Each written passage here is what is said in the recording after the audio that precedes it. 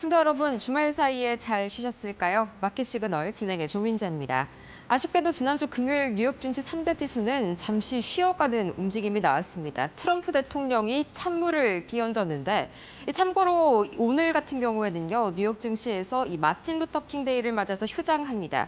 그 덕에 약간의 관망세가 짙어진 하루였고요. 또 트럼프 대통령이 계속해서 그린란드에 대한 야욕을 드러내고 또 이어서 이 케빈 워시를 조금 더 내세우는 듯한 그런 발언에 다시 한번 금리 인하에 대한 가능성이 조금 줄어들었습니다.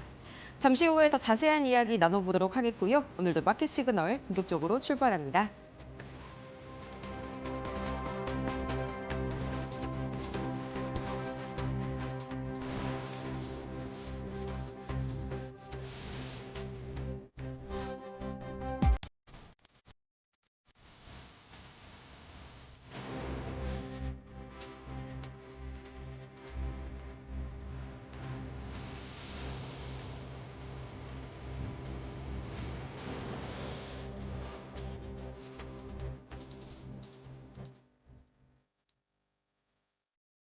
트럼프 대통령의 이 찬물을 끼얹는 듯한 발언에 지난주 금요일 뉴욕 증시 3대 지수가 일제히 쉬어갔습니다.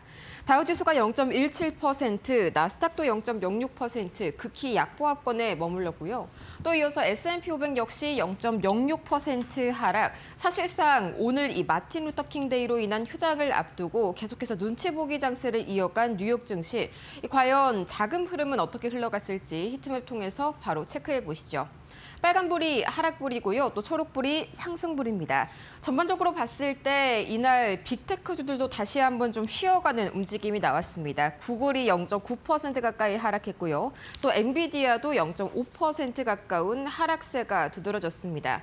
다만 계속해서 중소형주들, 성장주들보다는 이런 중소형주, 가치주들을 중심으로 다시 한번 매기가 쏠리는 움직임이 나타나는데 본격적으로 올해는 대형주에 비해서 중소형주들이 강할 것이라는 월가의 이런 추측들이 굉장히 많았었죠. 그 움직임이 본격적으로 시작되는 그런 모습이고요.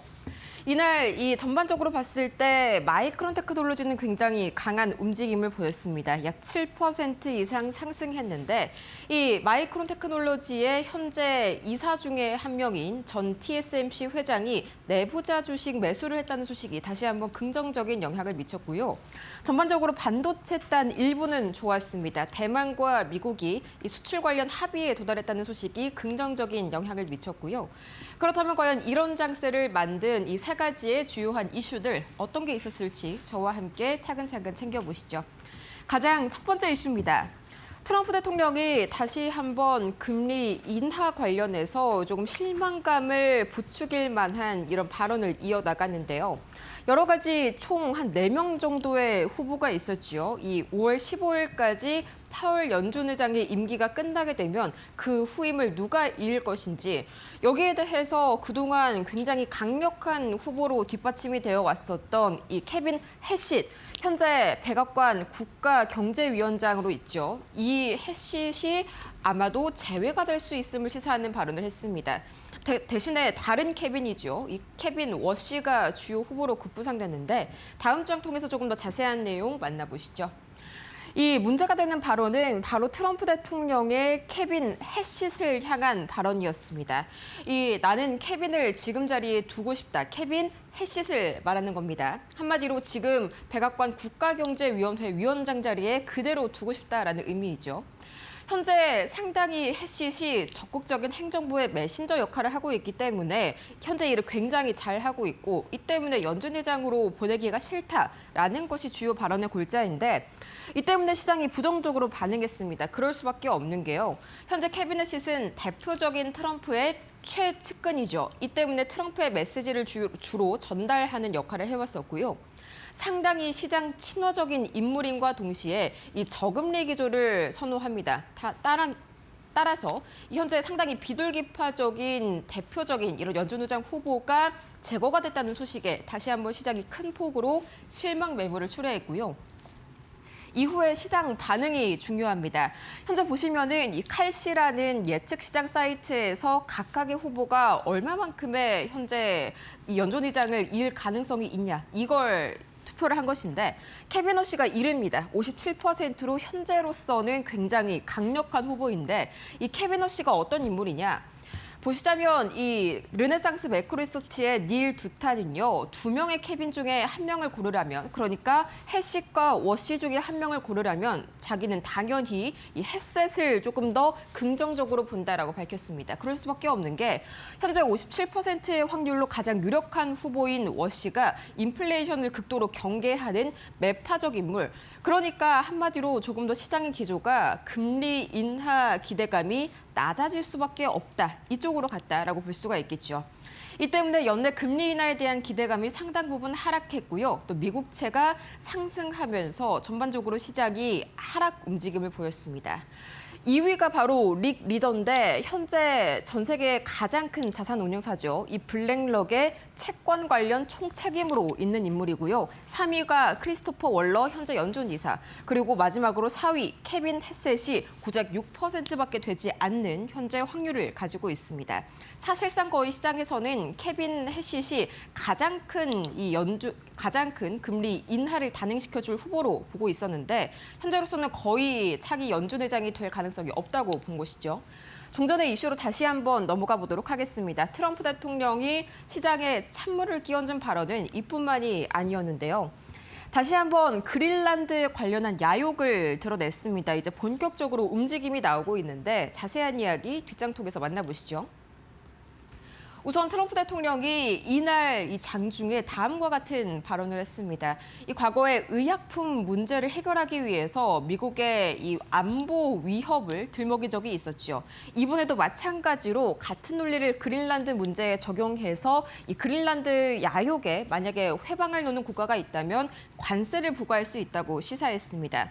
그리고 주말 사이 현재 시각 17일이죠. 드디어 관련된 발언을 구체적으로 내놨는데 그린란드에 파병하고 있는 8개국에 그러니까 덴마크와 노르웨이, 스웨덴, 프랑스, 독일과 영국, 네덜란드, 핀란드 이 8개국에 내달 1일부터 10% 그리고 오는 6월부터 최대 25%의 대미관세를 부과하겠다고 밝혔습니다.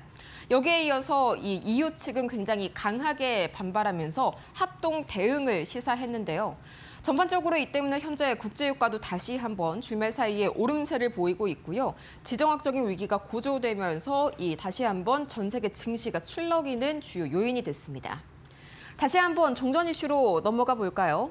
이 제퍼슨 부의장 역시 금리 인하 기대감에 실망감을 줄 만한 그런 발언을 이어나갔는데 이 현재 금리가 중립 수준에 근접해 있다. 그러니까 상당히 긍정적인 수준에 머물러 있다. 추가적인 금리 인하가 필요 없다는 의미겠죠. 다음 장 통해서 조금 더 자세하게 보시죠.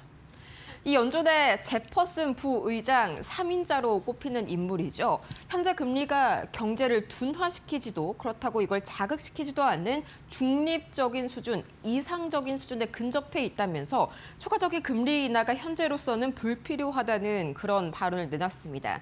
물가와 고용에 있어서도 이 추가적인 코멘트를 내뱉었는데 인플레이션이 현재 2% 목표를 향해 가고 있기 때문에 이 부분도 상당히 오케이인 부분이고요. 또 고용도 실업률이 2026년 올해 안정적으로 유지될 것으로 전망된다. 그러니까 현재 금리 수준이 정확하게 맞아떨어진다는 의미겠죠. 이 때문에 금리 인하에 대한 기대감이 큰 폭으로 꺾인 것이 이 제퍼슨 연준 부의장의 입에서도 다시 한번 확인이 됐습니다. 자, 그렇다면 과연 이날 특징주들은 어떤 이슈를 가지고 움직였을지 정보경 앵커와 함께 만나보시죠. 네, M7 종목을 비롯한 주요 기술주의 움직임과 주가 흐름, 이슈까지 살펴보도록 하겠습니다. 가장 먼저 살펴볼 종목은 테슬라, 엔비디아, 구글 중에 테슬라입니다. 테슬라, 시장은 1월 28일로 예정된 테슬라의 4분기 실적 발표를 기다리는 모습입니다. 테슬라의 주가 움직임 그렇게 크지는 않았는데요. 한편 주말 사이 일론 머스크가 자신의 X를 통해서 테슬라의 자율주행용 AI5 칩 설계가 마무리 단계다. 또 차기작인 AI6 개발도 이미 착수했다고 말했습니다. 한편 또 다른 이슈도 있었죠. 오픈 AI와 마이크로소프트를 상대로 초대형 손해배상 소송에 들어갔다는 보도가 나왔는데요. 이 소식은 잠시 후 월가 시그널에서 더 자세하게 짚어보도록 하겠습니다. 두 번째로 살펴볼 종목 엔비디아입니다. 소폭 하락하는 모습을 보였는데요. H200칩 부품 공급 업체들이 생산을 중단했다는 보도가 나왔죠. 중국 세관이 엔비디아의 H200 AI 프로세서의 중국 반입을 금지한 데 따른 조치인데요. 엔비디아는 중국 고객으로부터 100만 건 이상의 주문을 예상했지만 중국 세관 당국은 엔비디아의 H200 칩의 반입을 불허한다고 세관에 통보한 것으로 알려졌습니다. 정부 관계자들 자국 기술 기업들에게 필요한 경우가 아니라면 해당 칩을 구매하지 말라는 경고를 한 것으로 전해졌습니다. 세 번째 종목 함께 살펴보시죠. 마찬가지로 소폭 하락한 구글입니다. 검색 사업이 불법으로 독점 운영된다는 미국 연방법원 판결에 대한 항소를 제기하면서 주가가 하락했는데요. 경쟁사의 검색 데이터를 공유하도록 한 시정 조치의 시행을 잠정 중단해달라고 법원에 요청을 한 것입니다. 데이터 공유가 시작되면 영업 비밀 유출 등 되돌릴 수 없는 피해가 발생할 수 있다는 논리로 항소심에서 독점 유지 판단이 뒤집힐 가능성이 있는지 또 그 전에 데이터 공유 시정 조치가 실제로 집행될지가 관전 포인트겠습니다. 그럼 이 세 종목의 주가 흐름은 어땠는지 차트를 통해서 확인하시기 전에 이제 또 애플 다음 종목도 만나보도록 하겠습니다. 다음으로 살펴볼 종목은 애플입니다. 1%가 조금 넘게 하락하는 모습인데요. 애플은 두 가지 악재가 있었습니다. 아크 인베스트가 애플과 구글의 AI 파트너십을 전략적 재앙이라고 평가했습니다. AI 비용 부담으로 수익 구조가 악화된다는 지적이었는데요. 하나의 악재가 또 있었죠. 애플이 뉴저지주 사상 최대 규모의 소비자 보호 벌금을 부과받았고 엔비디아 등 AI 기업에 밀리면서 글로벌 공급망 내 영향력이 악화되고 있다는 분석도 나왔습니다. 이 같은 AI 전략 논란과 공급망 우려가 겹치면서 주가는 하락 압력을 받은 모습입니다. 다음으로 살펴볼 종목은 아마존입니다. 애널리스트들이 아마존의 4분기 실적을 앞두고 견조한 아마존 웹서비스 클라우드 성장과 AI 수요에 힘입어서 회사의 입지를 강화할 거라고 강조했습니다. 웨드부시의 댄 아이브스는 기업용 AI 서비스 수요가 빠르게 늘고 있다면서 마이크로소프트와 알파벳과 함께 아마존의 4분기 실적 매우 강력할 것으로 전망을 했고요. 또 잭스 분석에 따르면 AWS는 2025년 3분기에 전년 대비 20.2% 성장하면서 약 2천억 달러의 클라우드 백로그를 기록했습니다. 다음 종목 브로드컴으로 준비했습니다. 2% 넘는 상승세인데요. 대만 TSMC 실적 발표와 설비 확장 계획에 대한 긍정적인 시장 반응, AI 반도체 섹터 전반으로 확산되는 모습입니다. 여기에 더해서 번스타인이 경영진과의 미팅 이후 AI 경쟁 심화에 대한 우려가 완화됐다며 아웃퍼폼 의견과 목표 주가 475달러를 재확인한 점도 투자 심리를 뒷받침했는데요. 또 오픈AI가 브로드컴과 수십억 달러 규모의 맞춤형 AI 칩 계약을 체결할 예정이라는 보도도 주가 상승을 추가로 견인하는 모습입니다. M7과 주요 기술주 살펴봤고요. 꼭 체크하셔야 될 이슈 종목도 살펴보도록 하겠습니다. 오늘의 이슈 있는 특징주입니다. 첫 번째로 살펴볼 종목은 마이크론인데요. 주가가 급등하면서 사상 최고치를 경신했습니다. 시총 4천억 달러를 넘어서면서 시총 20위에 이름을 올렸는데요. 이번 랠리 앞서 소개드린 대로 이사이자 전 TSMC 공동 CEO인 태인 리우가 780만 달러 규모의 주식을 매입하는 등 대규모 내부자 매수에 힘입어서 이뤄졌습니다. 또 한편 추가적으로 나온 이슈도 있었습니다. 메모리 반도체 생산을 늘리기 위해서 대만 PSMC의 공장을 18억 달러에 인수하는 방안에 대한 의향서를 체결했다는 보도까지 이어졌습니다. 이어지는 특징주 팔란티어입니다. 밸류에이션에 대한 우려가 커지면서 급락했는데요. 시장에서는 팔란티어의 갭 기준 주가 수익 비율이 약 415배에 달하고 주식 보상 비용이 분기당 2억 달러를 넘는다는 점에 주목했습니다. 팔란티어가 AI 고성장주로 분류되면서 매출의 26%, 이익 30% 성장 전망을 받고 있음에도 투자자들은 마이크로소프트와 엔비디아 등 주요 기술주 대비 지나치게 높은 프리미엄이 계속 국채금리 상승과 AI 밸류에이션 전반의 불확실성 속에서 유지될 수 있을지 의문을 제기했습니다. 매도 심리가 강화된 모습입니다. 다음으로 살펴볼 종목은 넷플릭스입니다. 이 워너브라더스와의 830억 달러 규모 인수 제안에 대한 불확실성 속에서 4분기 실적 발표를 앞두고 관망 심리가 이어지는 모습인데요. 키뱅크는 목표 주가를 139달러에서 110달러로 하향 조정하는 등 인수 부담에 대한 애널리스트들의 우려도 주가에 부담을 줬습니다. 한편 트럼프 대통령이 넷플릭스와 워너브라더스 합병 발표 약 일주일 뒤 두 회사의 회사채를 매입한 사실이 공개되면서 논란이 있기도 했는데요. 다만 이런 정치적 이슈에도 불구하고 시장은 실적과 인수 리스크를 더 크게 반영하는 모습입니다. 이어서 매크로 종목과 시장 마감 상황은 조민재 앵커가 이어서 전해드리겠습니다. 매크로 지표 이슈 가장 먼저 국제유가부터 살펴보시죠. 가장 먼저 WTI입니다. 현재 0.42% 오르면서 배럴당 59달러 선에 머무르고 있습니다. 트럼프 대통령이 다시 한번 그린란드 매입에 대한 의지를 강하게 드러냈었죠. 이 그린란드에 파병하는 8개국에 대해서 10%, 최대 6월까지 25%의 관세를 부과하겠다. 다시 한번 전 세계적으로 지정학적 위기가 고조되면서 국제유가는 단기 공급 우려감이 확산되고 있고요. 이어서 원달러 환율 보도록 하겠습니다. 0.27원 소폭 내리긴 했지만 여전히 1,470원 선 부담스러운 구간에 머무르고 있습니다.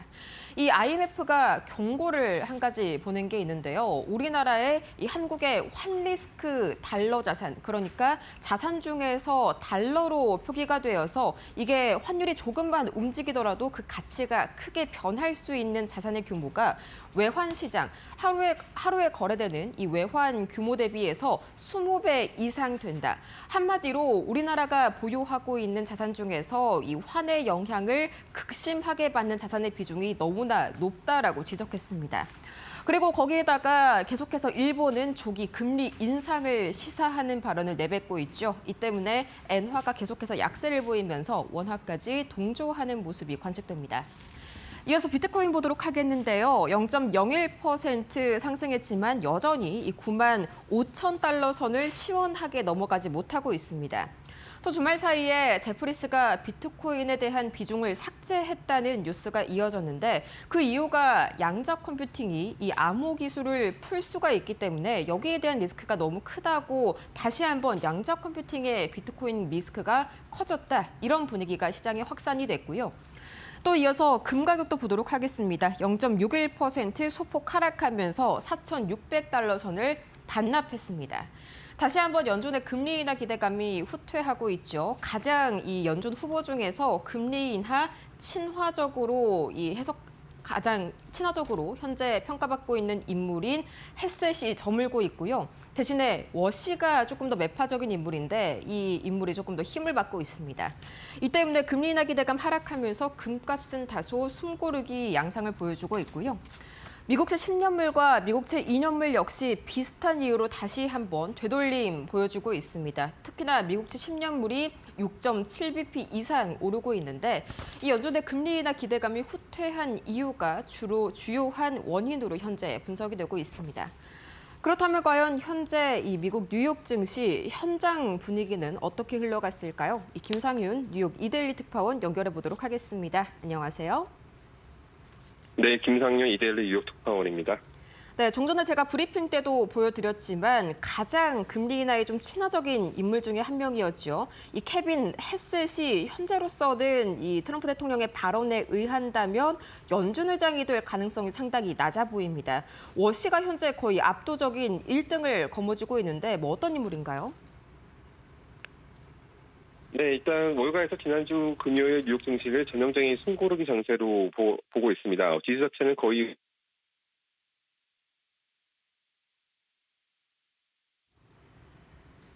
네, 맞습니다. 지난주 금요일에 다시 한번 상황을 정리를 해보자면 계속해서 좀 숨고르기 장세가 이어지는 상황이었죠. 특히나 오늘 월요일이 현재 시각으로 마틴 루터킹 데이이기 때문에 단순히 조금 휴장을 앞두고 숨고르기 장세를 보였다. 이렇게 해석을 해볼 수가 있겠습니다. 하지만 근본적인 원인은 사실상 차기 연준 의장 후보에게 달려 있었죠. 어떤 이야기들이 좀 기다리고 있을까요?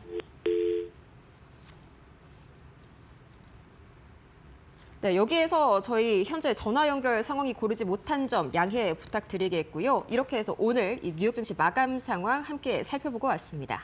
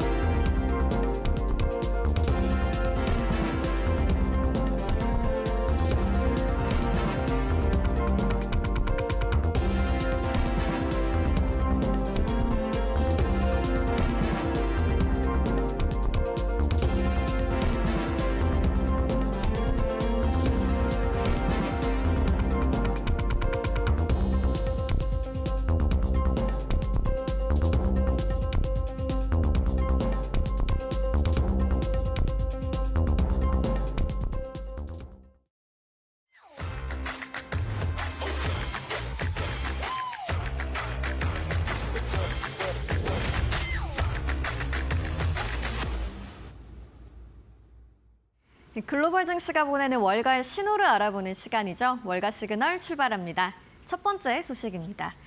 트럼프 대통령이 그린란드 병합을 둘러싸고 유럽 8개국에 초강수 관세를 꺼내들었습니다. 트럼프 대통령은 그린란드 파병에 반대한 유럽 국가들을 향해 매우 위험한 게임이라고 경고했습니다. 대상 국가는 덴마크, 노르웨이, 스웨덴, 프랑스, 독일, 영국, 네덜란드, 핀란드 등 8개국인데요. 트럼프는 2026년 2월 1일부터 대미 수출품에 10% 관세를 부과하겠다고 밝힌 데 이어 6월 1일부터는 관세를 25%로 인상하겠다고 못 박았습니다. 관세는 미국의 그린란드 완전 매입 합의가 이뤄질 때까지 유지된다는 조건입니다. 미국은 그린란드가 미사일 방어 체계 골든돔의 핵심 요충지라고 주장하고 있으며 중국과 러시아의 북극 진출을 막기 위한 안보 논리도 거듭 강조했습니다. 유럽 국가들의 파병은 소규모 방어 훈련이지만 미국은 사실상 무력 시위로 해석하고 있는데요. 프랑스와 영국, 독일 등은 관세 위협은 용납할 수 없다며 강하게 반발했고 유럽은 미국의 조치에 맞서 공동 대응 방안 마련에 착수했습니다. 미국과 유럽 간 무역 갈등이 안보 이슈와 결합되면서 확전 가능성도 커지고 있습니다. 미국의 AI 반도체 관세 조치에 대해서 한국 정부가 제한적 영향으로 평가했습니다. 산업통상자원부 여한구 통상교섭본부장은 일부 첨단 컴퓨팅 칩에 대한 25% 관세가 한국 기업에 미치는 영향은 크지 않다고 밝혔습니다. 이번 1단계 조치는 엔비디아와 AMD가 생산한 고성능 AI 칩에 초점이 맞춰졌다는 설명인데요. 한국 기업의 주력 수출 품목인 메모리 반도체는 현재 관세 대상에서 제외돼 있습니다. 이에 따라 단기적인 수출 타격은 제한적일 것이라는 게 정부의 판단입니다. 다만 여 본부장은 아직 안심할 단계는 아니다라며 경계감을 드러냈는데요. 향후 2단계 조치에서 관세 범위가 확대될 가능성이 남아있기 때문입니다. 트럼프 대통령은 국가 안보를 이유로 AI 칩 관세 포고문에 서명한 바 있습니다. 백악관은 데이터 센터, 스타트업용 칩은 관세 적용 대상이 아니라고 밝혔습니다. 하지만 반도체와 파생 제품 전반으로 관세가 넓어질 수 있다는 문구도 포함됐습니다. 정부는 업계와 긴밀히 공조해 협상 카드와 대응 전략을 마련할 방침입니다. 테슬라의 CEO인 일론 머스크가 오픈 AI와 마이크로소프트를 상대로 초대형 손해배상 소송에 나섰습니다. 일론 머스크는 최대 1,340억 달러, 우리 돈으로 약 198조 원을 요구했는데요. 머스크 측은 오픈 AI가 비영리 원칙을 저버렸다고 주장하고 있습니다. 2015년 창립 당시 인류를 위한 오픈소스 AI라는 약속이 깨졌다는 건데요. 머스크는 당시 초기 자금으로 약 3,800만 달러를 기부했습니다. 그러나 이후 오픈 AI가 영리 구조로 전환하고 마이크로소프트와 대규모 협력에 나서며 자신을 기만했다는 주장입니다. 머스크는 현재 오픈 AI 기업 가치 5천억 달러 중 상당 부분의 권리가 있다고 밝혔습니다. 전문가 추산에 따르면 오픈 AI의 부당이득은 최대 1,094억 달러로 제시됐습니다. 머스크는 여기에 징벌적 손해배상까지 청구할 계획이라고 밝혔는데요. 한편 이에 대해 오픈 AI는 근거 없는 괴롭힘이라며 강하게 반발했습니다. 이번 소송은 AI 산업의 지배구조와 소유권 논쟁으로 확산될 가능성이 큰 것으로 해석됩니다. 노보 노디스크의 주가가 비만 치료제 알약 수요에 힘입어 급등했습니다. 덴마크의 제약사 노보 노디스크는 뉴욕 증시에서 장중 8% 넘게 상승했습니다. 최근 출시한 경구용 위고비가 시장에서 빠르게 확산되고 있기 때문인데요. 노보 노디스크는 연초 7거래일 연속 급등 이후 조정을 받았지만 다시 반등에 성공했습니다. 에버코어 ISI 분석에 따르면 위고비 알약은 출시 첫 주 전체 위고비 처방의 약 1.3%를 차지했습니다. 주사제 대비 복용 편의성이 높다는 점이 수요 확대를 이끌고 있는데요. 시장은 경구용 비만 치료제가 새로운 성장축이 될 것으로 평가하고 있습니다. 이 같은 흐름은 4월 경구용 비만약 출시를 앞둔 일라이릴리에도 긍정적 신호로 해석됩니다. 노보 노디스크는 글로벌 비만 치료제 시장이 2030년까지 1,000억 달러 규모로 성장할 것으로 전망하는데요. 오젬픽과 위고비가 회사의 핵심 성장 동력으로 꼽힙니다. 한편 알약 형태 경쟁이 본격화되면서 비만 치료제 시장판도 변화가 예상되는 가운데 시장은 향후 처방 증가 속도와 경쟁사의 대응을 주목하고 있습니다. 지금까지 월가에서 보내는 시그널 알아봤고요. 신일섭 위원과 함께 자세히 분석해 보겠습니다.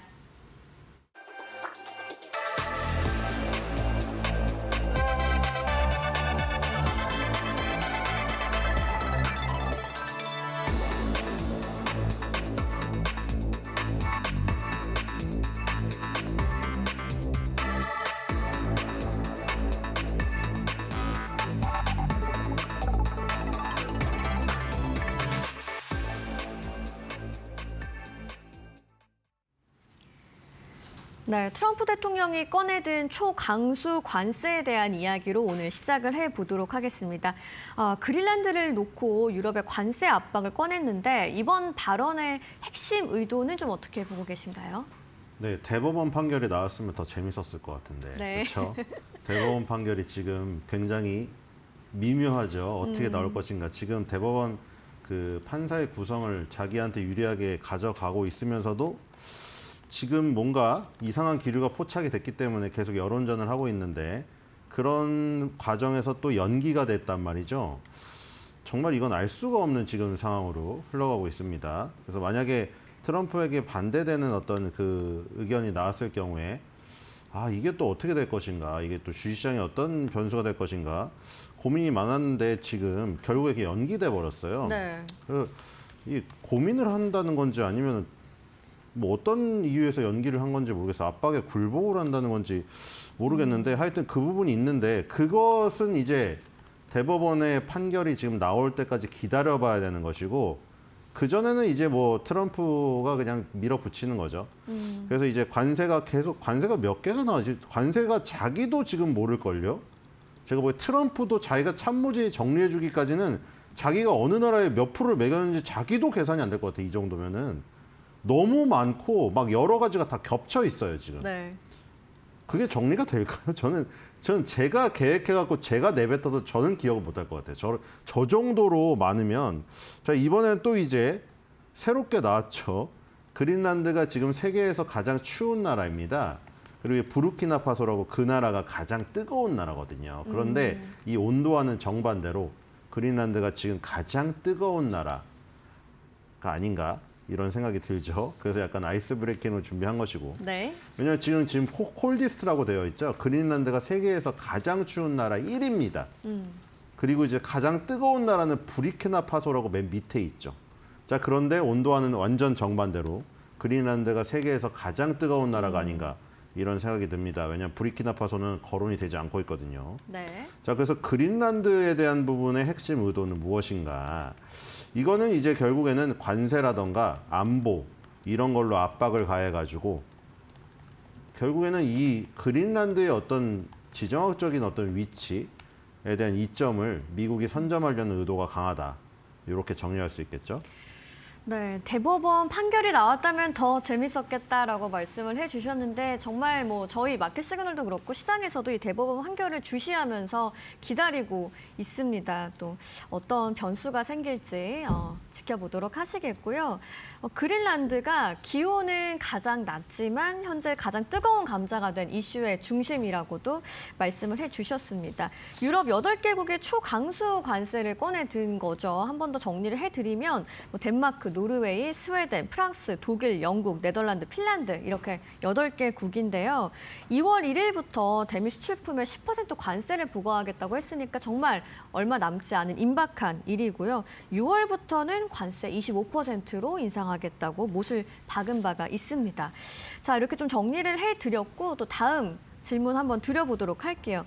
이번 이슈가 단순한 무역 문제가 아니라 안보 논리까지 겹쳐 있다 보니까 저희 뭐 예전에 미중 갈등 때와 좀 비슷한 흐름으로 이거를 해석해봐도 괜찮을까요? 저는 솔직히 말해서 유럽 편 들고 싶은데 유럽의 카드가 마땅치가 않아요. 저 축구를 좋아해서 이번에 중요한 그 이벤트가 있지 않습니까? 건국 250주년이자 그 월드컵하고 올림픽이 동시에 열려요. 네. 미국에서. 근데 지금 뭐 글쎄요. 저도 손흥민 선수 좋아하기 때문에 마지막 월드컵이 되지 않을까. 그래서 기대를 하고 있는데 아까 전에 그 말씀드린 8개국을 몇 면을 보세요. 축구 좀 보시나요? 축구 잘은 모르는데 잘은 월드컵은 봅니다. 그러니까 그 8개국의 그 몇 면을 보시면은 우리가 보통 축구 강국이라고 하는 나라들이에요. 다. 그러네요. 저희가 네. 지금 지금 섞여 있는 나라들이 보면 프랑스, 독일, 영국 다 강하잖아요. 네. 근데 저런 나라들이 지금 예를 들어 가지고 월드컵을 다 보이콧을 한다. 가정을 해보면 월드컵 보기가 싫을 정도에 솔직히 말해서. 그런데 문제는 그 월드컵을 보기 싫은 물론 세계인의 축제긴 합니다. 그리고 제가 지금 이 얘기를 네. 그냥 제 상상대로 한 게 아니라 독일이 그 얘기를 꺼냈어요, 지금. 월드컵 보이콧에 예, 관해서요? 독일이 월드컵 보이콧 얘기를 꺼냈어요. 지금 나오고 있죠. 네. 독일이 월드컵 보이콧 얘기를 꺼냈기 때문에 물론 요즘에 녹순전차라고 별로 독일의 최근 성적이 좋지 않긴 합니다만 네. 독일이 빠지면 재미가 없기 때문에 만약에 8개국 나라가 전원 다 불참선언을 해버린다? 그럼 너무 재미가 없어서 시청률 떨어지고 다 타격이 크겠죠. 그러네요. 그런데 그거랑은 또 별개로 말이죠. 다른 더 큰 부분이 있어요. 우리가 스포츠도 중요하지만 아니 이란 같은 경우에 이란 국민들이 스포츠를 제대로 즐길 수 있겠습니까? 지금 인터넷을 다 끊어버렸는데요. 그러니까 뭐가 더 먼저겠어요? 안보랑 나라가 먼저여야 스포츠도 있는 겁니다. 그러니까 지금 트럼프는 뭐를 내세우고 있느냐? 나토의 붕괴를 얘기하고 있거든요. 그러면은 저 8개국이 월드컵에 불참해가지고 월드컵 못 보는 거 vs 나토가 무너져가지고 유럽 경제가 무너지고 유럽의 안보가 붕괴돼서 나라를 지키지 못하는 그런 상황에 처하는 거랑 어떤 경중을 둘 것인가. 사실 저 카드로 이 트럼프의 지금 이걸 막을 수 있을 것인가. 저는 굉장히 회의적입니다, 지금.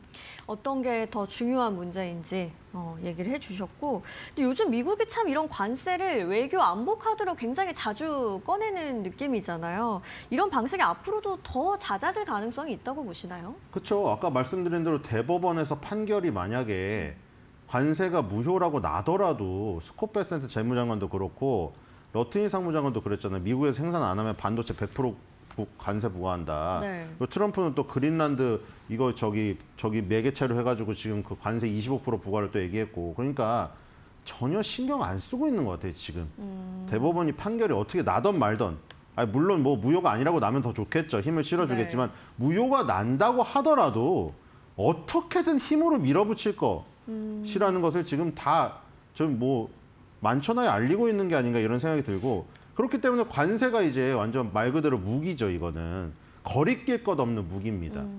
그래서 관세로 모든 것을 이제 어떻게 보면은 해결하려는 이런 것들이 지금 점점 더 강화되고 있다. 그런 것이 이제 그린란드가 사실 뭐 그렇잖아요. 이게 부루마블도 아니고 돈이 있다고 해서 가져올 수 있는 것도 아니지만 어쨌든 간에 8개국이 지금 약간 소규모로 이제 하도 뭐 그러니까 뭐 그랬잖아요. 개썰매가 무슨 뭐 나라 지키냐 이러면서 덴마크가 한 일이 개썰매 한 대 들여온 거라고 하니까 이제 열받아가지고 덴마크를 비롯해서 8개국도 이제 그럼 군대를 파견하겠다 이런 얘기를 한 거잖아요.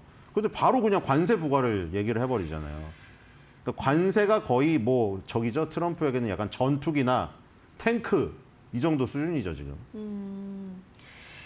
자, 이렇게 미국과 유럽의 갈등이 커지면 국내 증시도 당연히 영향을 받을 수밖에 없을 것 같은데 뭐 수출주라든지 아니면 뭐 환율 측면에서도 좀 체크할 부분은 어떤 게 있을까요? 근데 뭐 우리나라는 사실상 뭐 유럽하고 거리도 그렇고 네.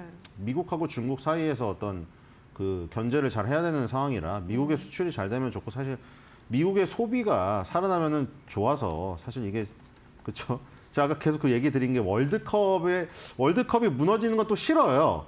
근데 이게 이쪽 경제나 안보를 보면 사실상 미국의 소비만 살아나면 우리나라 수출주는 좋은 것이고 네. 그리고 환율도 마찬가지인 게 지금 우리나라 서학개미분들 1타 2득이잖아요. 지금 그렇잖아요. 엔비디아를 비롯해서 뭐 요즘에 마이크론 테크놀로지도 잘 나가는데 네. 뭐 그런 거 갖고 있으면은 시세 차익도 엄청난데 환 차익도 그냥 앉아서 먹는 거란 말이에요, 지금. 그러니까 지금 결국에 웃긴 게 미국에 문제가 생기고 세계에 문제가 생기잖아요. 그러면은 그럼 뭐를 사겠어요? 웃긴 게 지금 이렇게 됐는데 대마불사가 대마불사 정도가 아니라 네. 미국이 무너지면 세계 경제가 무너지는 거라 미국이 힘들어지면 미국 달러가 세져요. 그러니까 이게 되게 아이러니한 지금 상황인데 그럼 미국과 유럽의 갈등이 생겨가지고 미국이 약간 불안해진다. 그럼 미국의 달러가 세져요.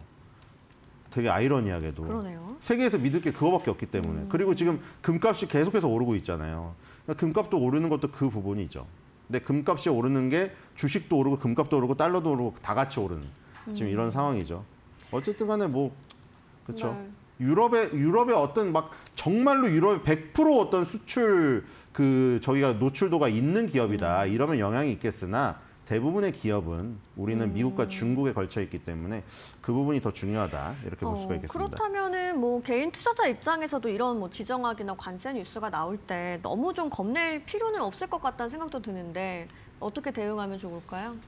그렇죠. 뭐 이런 건 사실 단기적인 부분이죠. 사실 미국 중심으로 돌아가고 있기 때문에 뭐 지금 그런 건 있습니다. 덴마크도 그렇고 우리나라 바로 옆에 있는 일본도 그렇고 네. 전 세계적으로 다 군비 증강에 나서고 있어요.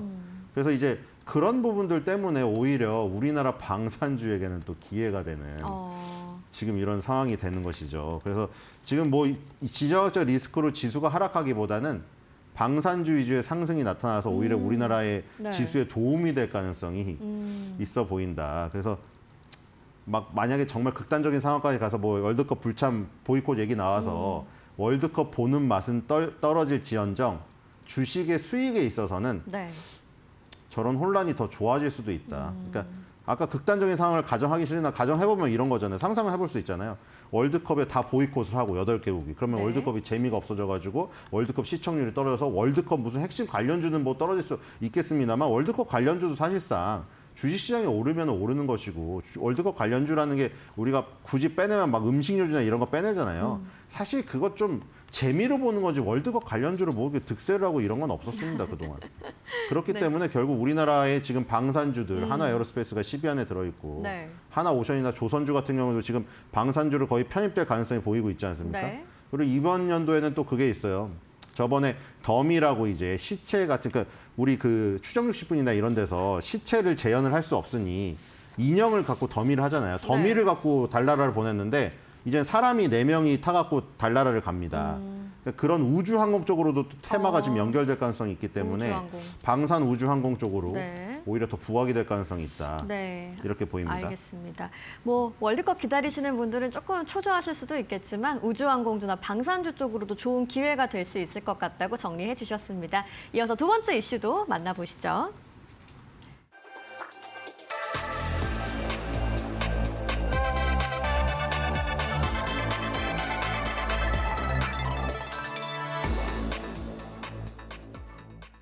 네, 노보 노디스크의 주가가 급등한 이야기 좀 전에 전해드렸었습니다. 비만 치료제 알약 이슈로 이렇게 많이 올랐다고 볼 수 있겠는데요. 뭐 이런 걸 좀 개별 종목의 호재로 봐야 할지 아니면 뭐 헬스케어 제약 섹터 전반적으로 투심이 살아나는 신호로 봐야 할지 어떻게 보시나요? 뭐 제약바이오는 사실 좋아요. 지금 그 제약바이오 지금 일라이릴리가 6천억 달러가 넘거든요. 시총이. 세계 시총 1위 제약 기업이 일라이릴리입니다. 네. 그리고 세계 시총 2위 기업이 존슨앤존슨이고 3위가 바로 노보노디스크거든요. 그리고 6천억 달러가 넘는 그러니까 3천억 달러가 넘는 기업이 4개가 있어요. 시총이. 일라이릴리, 존슨앤존슨, 노보노디스크, 에브비예요. 근데 존슨앤존슨의 자회사의 얀센이라고 있잖아요. 얀센의 아미반타맙 이라는 거랑 우리나라 그 유한양행의 렉나자가 둘이 합세를 하여서 아시다시피 지금 아스트라제네카의 타그리소를 무찔러 나갔잖아요. 그래서 그 제2의 항암, 그 표적 항암제 시장에서 지금 타그리소를 무찔려고 왕자와 공주가 결혼을 했는데 네. 그래서 얀센이 굉장히 지금 우리나라랑도 밀접한 관련이 있는 회사죠. 그러니까 보면은 거기는 항암제를 만드는 회사라는 걸 알 수가 있습니다. 물론 존슨앤존슨 여러분들 베이비 로션 이런 걸로 알고 있지만 베이비 로션은 떼어서 스피노프 돼서 따로 상장했어요. 그래서 이제 그 존슨앤존슨 하면은 얀센을 떠올리시면 될 것 같고 항암제 쪽이라고 볼 수 있겠죠. 에브비는 뭔가요? 면역 치료제입니다. 세계 그 의약품 매출 순위 9년 연속 1위를 찍다가 10년째 코로나가 터져가지고 화이자 네. 지금 mRNA 그 백신이 1위로 잠깐 올리면서 10년 연속 자리를 뺏겼어요. 그 다음에 머크의 키트루다랑 면역 항암제가 1위로 올랐었습니다. 그 뒤로는 다 지금 비만 치료제가 1위를 먹고 있는데 그래서 노보노디스크가 지금 4위로 올라온 거죠. 시가총액이 네. 지금 많이 떨어져서 이 상태가 된 거예요. 그래서 3천억 달러가 넘는 시가총액 상위 4개 중에서 존슨앤존슨은 항암제 쪽이라고 볼 수가 있겠고 에브비는 면역 치료제 혹은 뭐 엘러간도 갖고 있으니까 보톡스, 뭐 미용 이쪽도 볼 수 있겠죠. 그리고 두 개가 일라이릴리 노보노디스크 비만 치료제입니다. 그러니까 세계 시가총액, 우리는 주식의 시가총액으로 사실상 권력을 결정을 하는 것으로 지금 판단하시면 돼요. 그래서 지금 제약바이오를 받들고 있는 것은 이끌고 있는 것은 비만 치료제다. 네. 시가총액 순위로도 보면 딱 나타나요. 그러네요. 그래서 이런 부분이 비만 치료제 이쪽에서 국한되는 게 아니라 비만 치료제의 성장이 전체 제약바이오 성장을 이끌고 있는 것이죠. 그리고 아까 말했듯이 면역 치료제라든가 항암 치료제 이쪽이 뒤처지는 게 아니거든요. 저쪽은 저쪽 나름대로 R&D에 계속 투자를 해가지고 계속 발전을 하고 있는 상태고 그다음에 이제 비만 치료제가 이쪽을 더 어떻게 보면 성장주적인 성격을 더 가미를 시킨 거죠. 제약바이오가 방어주적인 성격이 상당히 강해서 최근에 미국 시장 흐름 보시면은 매그니피센트 7이라던가 반도체주가 조금 주춤하는 날 네. 제약바이오가 득세를 해서 잘 가죠. 일라이릴이라던가 머크라던가 막 신고가를 가버리잖아요. 그런 기본적인 방어적인 성격이 있는데 노보노디스크나 일라이릴이라는 이 어떻게 보면 되게 다이나믹한 업체들이 들어오면서 성장성까지 가미가 됐습니다. 아까 네. 일라이릴리가 6천억 달러가 넘었다고 했잖아요. 네. 불과 몇 년 전에 1,300억 달러였습니다. 주가가 6배가량 상승했어요. 대단하네요, 정말. 이 비만 치료제 이슈가 정말 제약바이오 섹터를 이렇게 떠받치고 있다는 느낌이 드는데 이 주사제에서 알약으로 바뀌었다는 것이 이렇게 시장 반응을 크게 이끌었다고 봐도 되는 거죠? 엄청난 영향이죠. 여러분들 예를 들어서 뭐 셀트리온 좋아하시니까 렘시마 SC를 아실 겁니다. 네. 얀센이 또 나오는데 얀센도 면역 치료제 강자예요. 얀센이 레미케이드라는 오리지널 약을 만들었어요. 면역 치료제인데 자가 면역 질환 치료제. 근데 그게 특허만료가 되면서 그 바이오 시밀러가 나왔는데 그게 바로 셀트리온의 렘시마죠. 네. 근데 그게 정맥 주사 제형이거든요. 핏줄에 놓는 거예요. 근데 그걸 피하 주사 제형으로 변경한. 네. 피하 주사 제형 하면은 우리 많이 생각나죠. 알테오젠. 근데 이제 렘시마 SC라는 셀트리온의 그 약이 신약으로 인정을 받았잖아요. 근데 그게 바로 피하 주사 제형으로 변경한 거거든요. 네. 핏줄에 꼽는 거를 그냥 베둘레헴이나 이런 데 놓는 걸로 변경한 거예요. 그 주사 제형 변경만으로도 네. 얀센의 레미케이드라는 오리지널을 뛰어넘는 신약으로 인정을 받았단 말이에요. 근데 그 주사 제형의 제형 변경만으로도 그 정도 성과를 얻었는데 이건 주사 제형에서 아예 알약으로 바뀐 거잖아요. 엄청난 변화죠. 그게 엄청난 거죠. 왜냐하면 아까 전에 말한 게 병원에 가서 미국은 또 땅덩어리가 넓기 때문에 병원에 한 번 가려면 오래 걸리고 우리나라랑 틀려요. 돈이 비싸기 때문에 의사분들이 친절하지도 않습니다. 우리나라 의사분들 친절하다고 하죠. 거긴 친절하지 않아요. 근데 어쨌든 간에 친절하지 않은 의사분들한테 기다려가지고 간호사한테 정맥주사 맞는 거 왔다 갔다 하면 3-4시간 걸릴 거를 집에서 맞으면 피하 주사 제형으로 맞으면 집에서 맞을 수 있단 말이에요. 네. 그 정도도 그 엄청난 주가의 상승을 불러일으키는 요인인데 알약은 아예 차원이 다른 거죠. 유통적으로도 좀 많이 다를 그쵸. 것 같고요. 그러니까 주사를 피하로 맞든 정맥으로 맞든 주사 반을 들어가는 자체를 좋아하는 사람이 어디 있겠어요, 이게. 그러니까 알약이라는 건 엄청난 거고 알약이 만약에 패치형이 되면 더 대박인 거죠. 그렇겠네요. 근데 지금 일단 알약의 물꼬를 노보노디스크가 텄고 바로 뒤에 오포글리프론이라고 지금 이 일라이릴리도 준비를 하고 있잖아요. 주식시장에서는 이미 노보노디스크보다 일라이릴리에다가 더 가중치를 뒀어요. 일라이릴리가 알약의 후발주자임에도 불구하고 주가의 상승은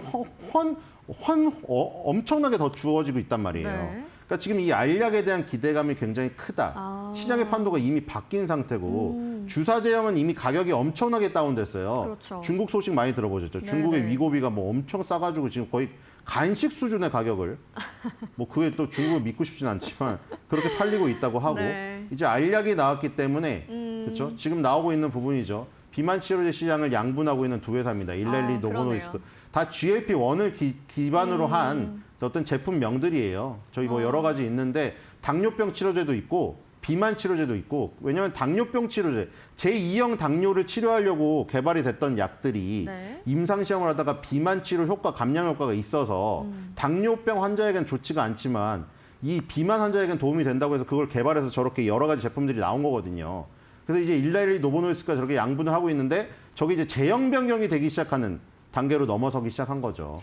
그러니까 비만 치료 시장은 계속 커질 것이고 네. 알약 때문에 더욱 더 많은 사람들이 들어갈 것이고 주사를 기피했던 사람들이 알약에 들어갈 것이고 이러면 시장은 더 커지겠죠. 확실히 좀 새로운 시장이 열릴 거라는 느낌이 강하게 드는데 자, 그렇다면은 이런 흐름이 국내 제약, 바이오 투자 심리에도 영향을 줄 수 있을지가 또 관건이잖아요. 어떻게 보시나요? 네, 우리나라 아까 말씀드렸다시피 우리나라는 지금 굉장히 그 좋은 게 코스닥은 이제 바이오로 돌아가고 있잖아요. 물론 그 셀트리온이라든가 삼성 바이오에피스, 삼성 바이오로직스가 코스피에서 활약을 하고 있지만 지금 지금 아까 전에 말씀드린 얀센이라든가 일라이릴리 이런 머크 이런 다국적 제약사나 미국에 잘 나가는 그 기업들하고 연계가 굉장히 깊은 것들이 코스닥 바이오 업체들이에요. 네.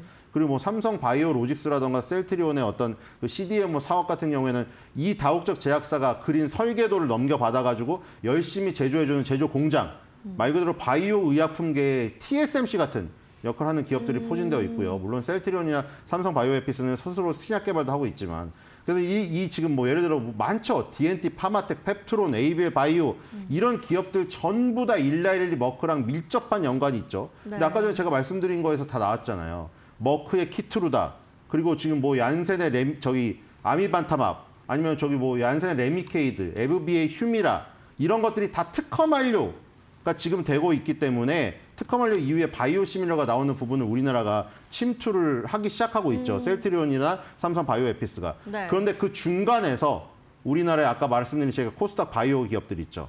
그 기업들은 양쪽에 발효될 수가 있다는 거죠.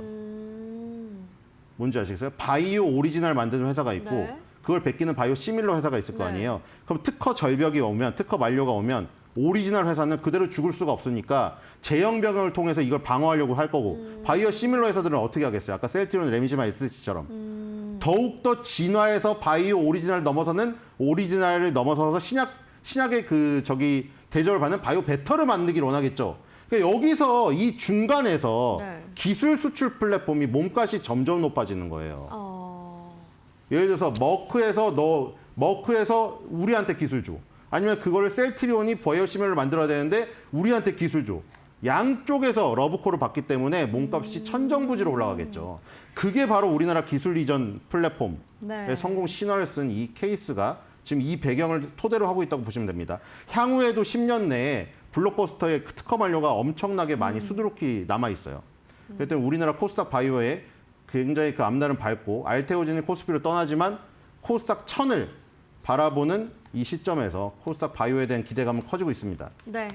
알약 형태 경쟁이 본격화되는 이 비만 치료제 시장 판도가 어떻게 변할지 K바이오 섹터에도 여러분 주목해 보시길 바라겠습니다. 오늘도 실리스 위원과 함께했습니다. 고맙습니다.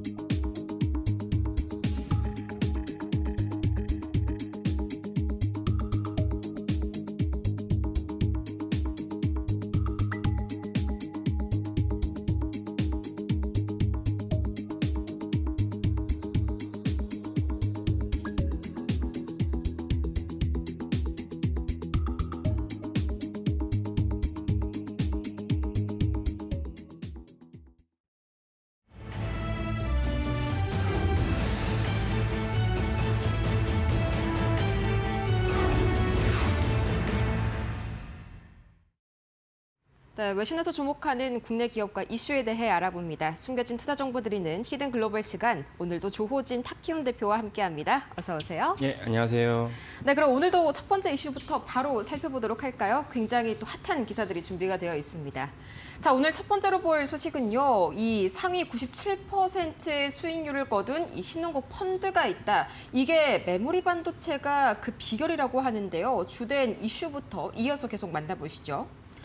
자, 대략적인 이슈를 좀 보자면요. 이 기사 자체는 우선은 하나의 펀드에 관련한 이야기입니다. 이 신흥국 펀드 중에서도 거의 상위 3%의 엄청난 수익률을 거뒀다고 하는데 이 펀드 매니저가요. 이런 이야기를 했습니다. 앞으로 10년간 AI가 칩 수요를 견인하면서 더 메모리 관련주들이 지금도 많이 올랐지만 앞으로 더 추가적으로 오를 일만 남았다. 또 무엇보다도 이 AI가 메모리 산업 자체의 구조를 좀 바꿨다. 저는 이 이야기가 상당히 좀 인상 깊었는데 우선은 뭐 지난주 금요일에 SK 하이닉스랑 삼성전자가 또 결과적으로 강세로 마무리를 지었지 않습니까? 이제 제 주변에서도요.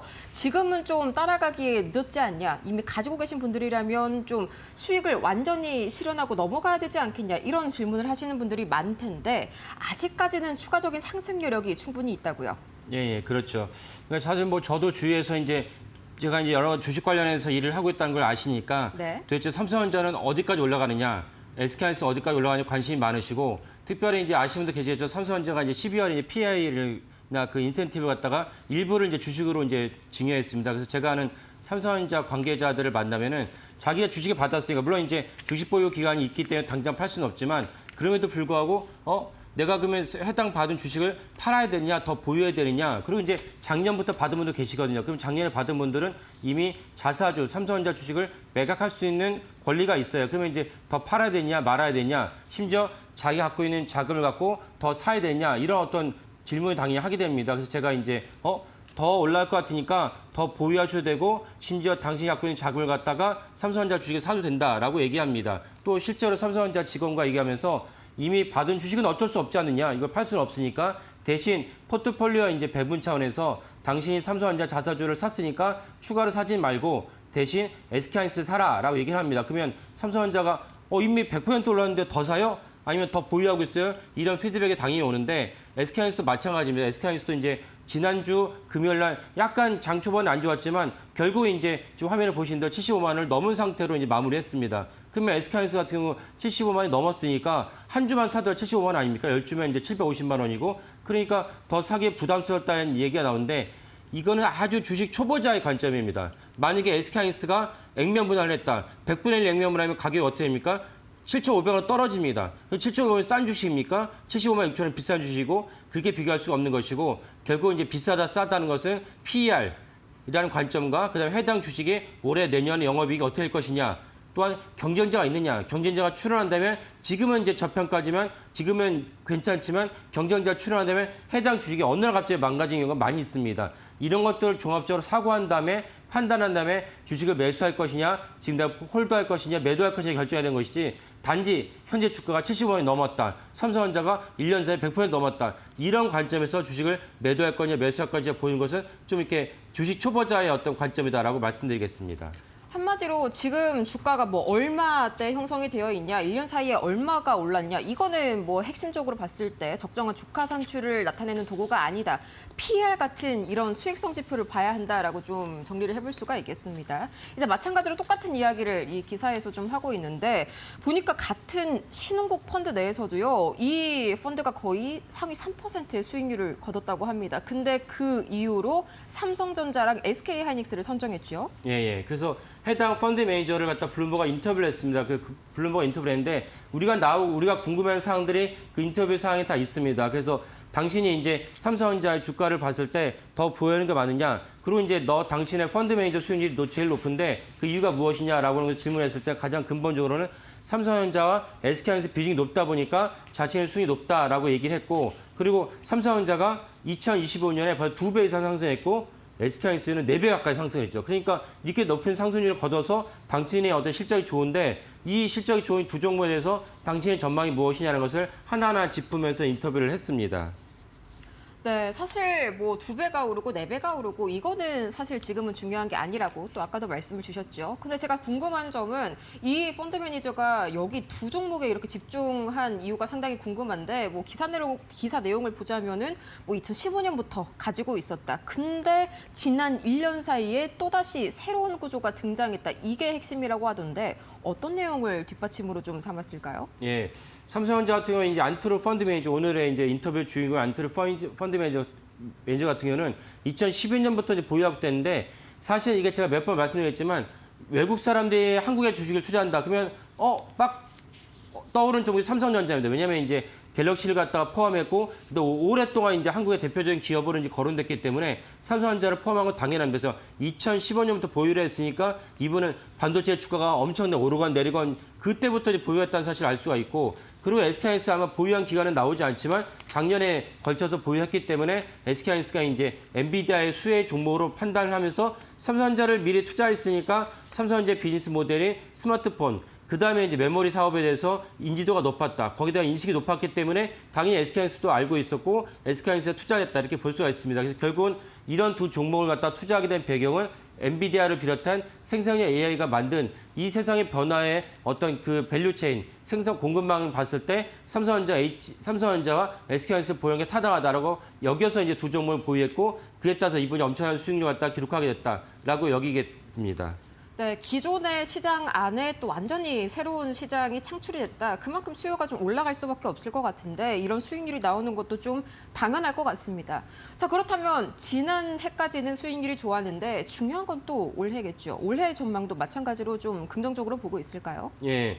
그래서 이제 이 그 밑으로 펀드 매니저의 어떤 중요한 어떤 시사점 중 하나 무엇이냐면 제가 이제 수차례 계속 저도 지속적으로 거의 2년 가까이 SK하이닉스를 보유하라고 말씀드렸는데 이분의 어떤 시각을 보면서 내가 미처 생각하지 못했던 시각이었다라고 드는 생각이 뭐냐면 이분이 이런 메모리 반도체를 중요하게 여겼던 것이 뭐냐면 기존의 메모리 반도체에 수요가 있죠. 수요가 있다고 해서 기존의 고객이 있는데 기존의 고객에다가 최근에 생성형 AI가 추가로 더해졌다. 그럼 생성형 AI라는 거는 D램의 시장을 메모리 시장의 분기점이 되는 엄청난 이정표이기 때문에 그렇다면 기존에 어떤 수요가 있는데도 불구하고 추가로 엄청난 강력한 수요가 추가로 생겼기 때문에 그러면 이제 SK하이닉스나 삼성전자의 그 전체적인 시장을 갖다가 좋은 것이 아니냐 이런 맥락에서 투자했던 것입니다. 그러니까 사실은 물론 이제 다른 것도 연구를 했을 수 있지만 이게 가장 강력한 그 매수 버튼을 누르게 됐던 이유라고 보시면 됩니다. 그러면은 결국 이 추가의 수요를 갖다가 없어지게 된다면 SK하이닉스나 삼성전자에 대해서 매도 버튼을 눌러야 되겠지만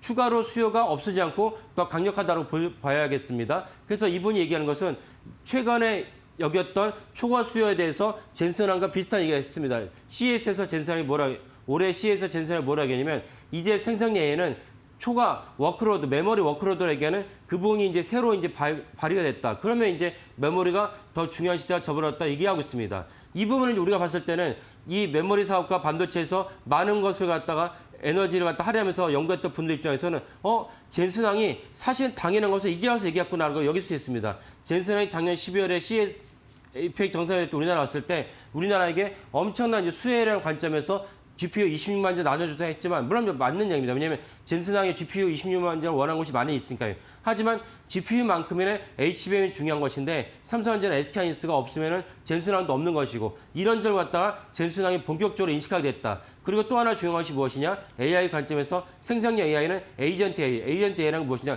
쉽게 얘기하면 비서를 한 명 두는 것입니다. 내가 이제 내가 대만에 출장 가기로 했어. 그러면 값싼 항공편과 일정표 그다음에 어디서 체류해야 될지도 한 번에 다 구글이 다 결정해 주는 거죠. 이게 에이전트 AI인데 에이전트 AI를 하려고 하면은 당연히 내가 갖고 있던 여러 가지 이제 나의 메모리를 갖다가 내가 갖고 있는 어디를 갖다가 다녀왔고 다른 사람 어디 다녔고 이런 것들 다 총괄적으로 알아야지 에이전트 AI 할 수 있습니다. 그러면 저장, 메모리가 필요하니까 이런 관점에서 이제는 또 하나의 생성 AI가 필요한 것이 HBM 메모리 시대다. 이 때문에 사실은 이 마투르 펀드 매니저가 바라본 초과 수요가 발생했으니까 이 초과 수요가 없어지지 않는 한 이 두 종목에 대한 수요는 계속 이제 이어진다라고 볼 수가 있겠습니다. 네, 이 초과 수요가 있으니까 당연히 밸류에이션 자체도 좀 리레이팅이 될 수밖에 없겠는데 아까 첫 번째 질문에서 이제 PER 이야기를 해주셨지 않습니까? 그러면 예. 이거 두 가지 종목의 PER을 봤을 때 동종업계 내 나머지 종목들과의 이 PER 밸류 상태는 좀 확실히 낮은 편일까요? 아직도? 예, 그분도 사실은 이제 그 블룸버그가 같이 보도를 했는데요. 그 두 종목에 대해서 여전히 이제 그 PER이 낮다고 보도를 했습니다. 예를 들면 블룸버그 입장에서는 삼성전자, SK하이닉스의 그 PER이 예상 순이익의 올해 예상 순이익을 기준한다면 9.3배, 그러니까 삼성전자 9.3배, SK하이닉스가 7배입니다. 근데 여기서 필라델피아 반도체 지수, 이 두 종목이랑 같이 연관된 필라델피아 반도체 지수의 그 PER은 얼마냐? 평균 26배입니다. 지금 화면에 보시는 게 그렇게 됐는데 평균 26배이고 그 다음에 이제 지난주에 이게 두 종목 삼성전자, SK하이닉스의 그 주가를 갖다 부양시켰던 TSMC 같은 경우 평균 PER이 24배입니다. TSMC의 시총이 2조 3조 4천억 달러이거든요.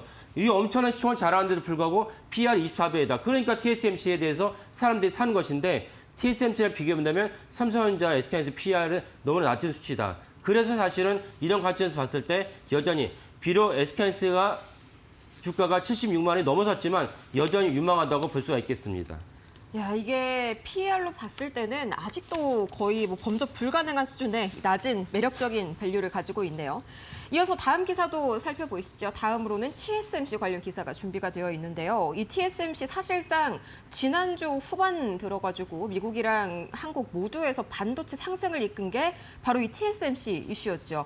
자세한 내용을 좀 보시자면은 가장 좀 쇼킹할 만한 게 설비 투자를 굉장히 크게 늘렸습니다. 거의 예상치 대비해서도 20% 가까이 웃도는 투자 지출을 발표했는데 이게 뭐 전체적으로 봤을 때 어떤 의미를 지닐까요? 예.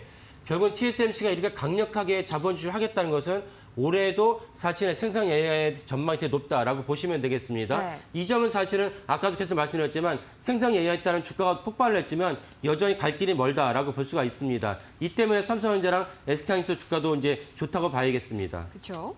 네, 그러면 이렇게 자본 지출을 어마어마하게 늘리는 그 자신감이 어디 있는지 궁금한데 뭐 이게 그만큼 매출 증가가 뒷받침이 완전히 될 거라는 그런 확신이 있어서겠죠? 예.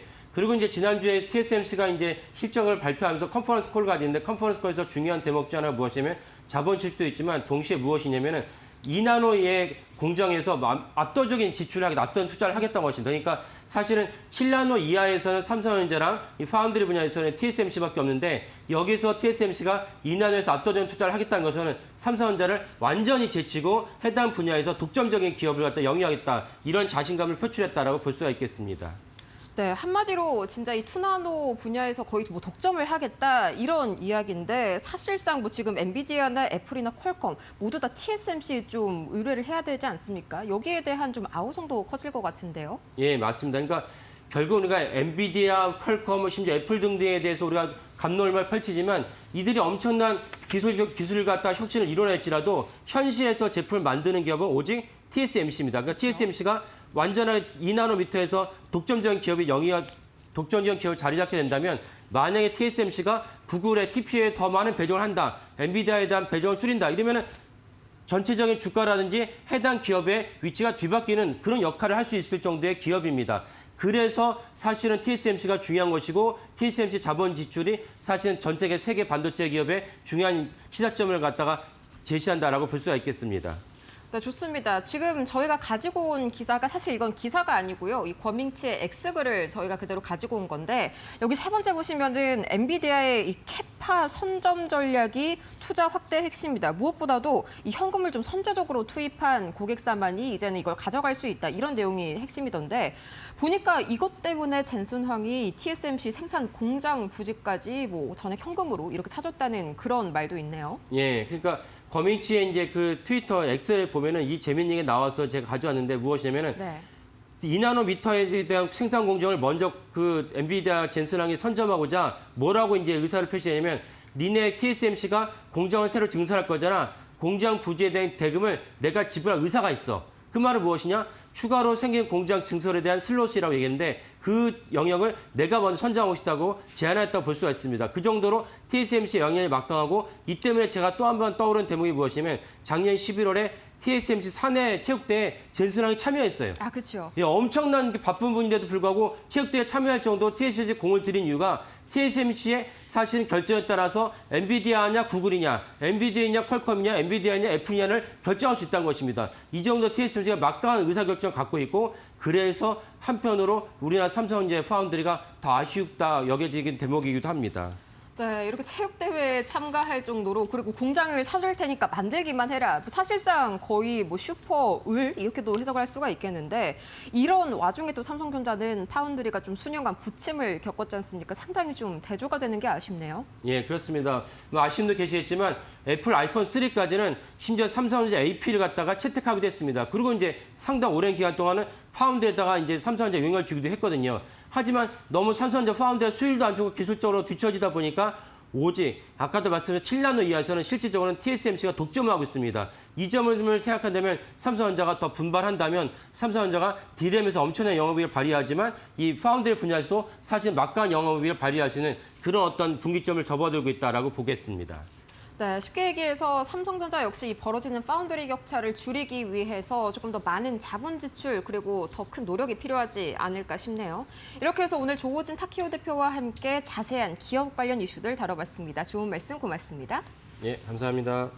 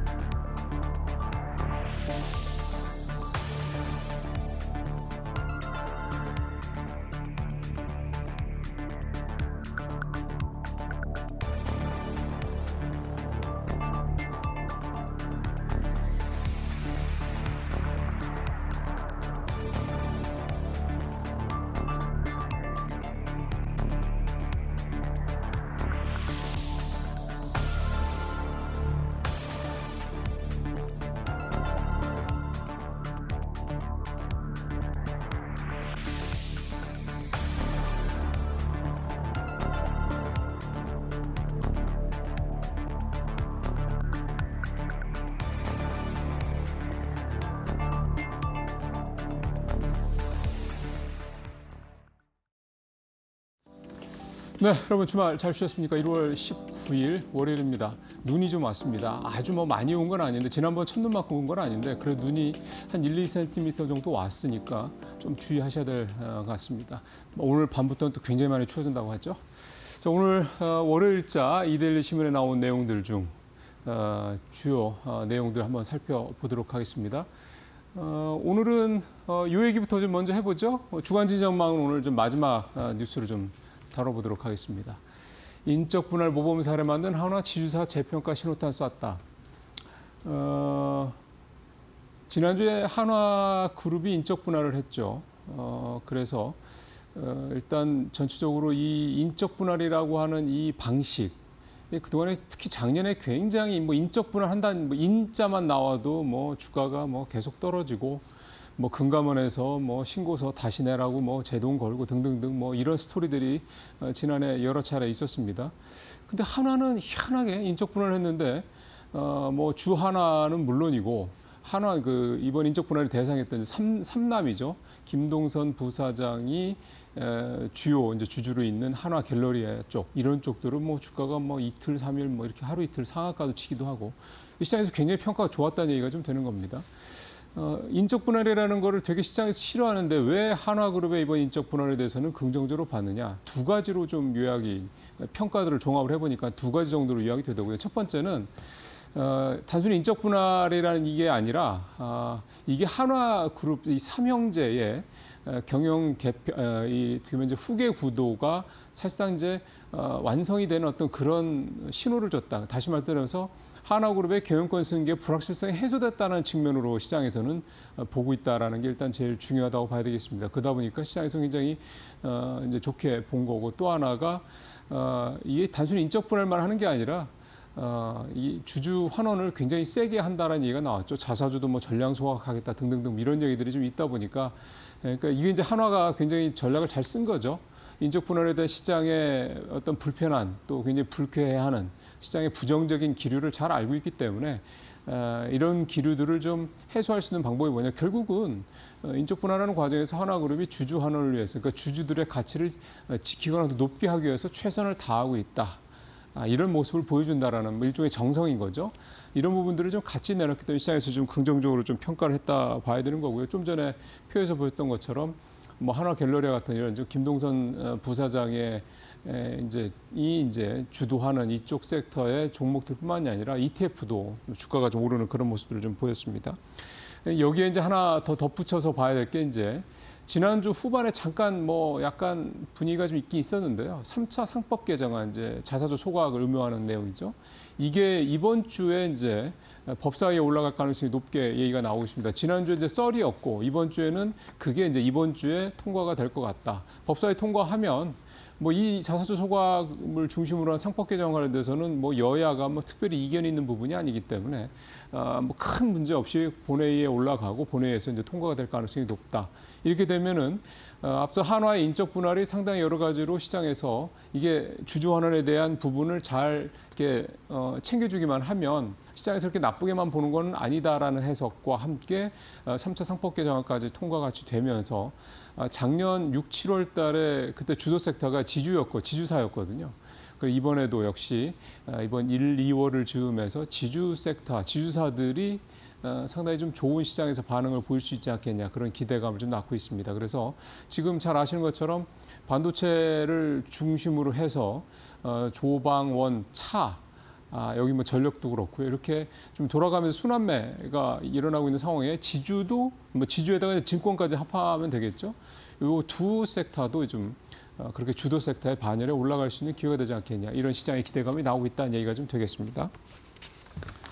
두 번째는 삼성전자 수익률 2배 이상을 추정한 레버리지 ETF가 나오나 지금은 안 되죠.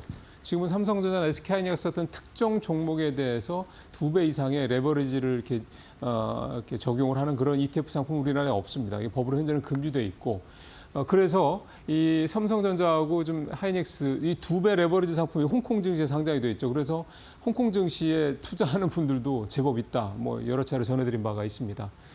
근데 사실 우리가 이제 이 레버리지 상품을 굉장히 좋아합니다. 우리 투자자분들, 특히 서학개미 분들이 굉장히 좋아하시는데 대표적인 예로 나스닥 100 지수 수익률을 3배 추정하는 이거 QQQ라고 뭐 많이들 아시죠? 이거에 들어가 있는 돈이 4조 9,600억, 거의 5조 원이 지금 서학개미들이 돈 투자를 한 상태고요.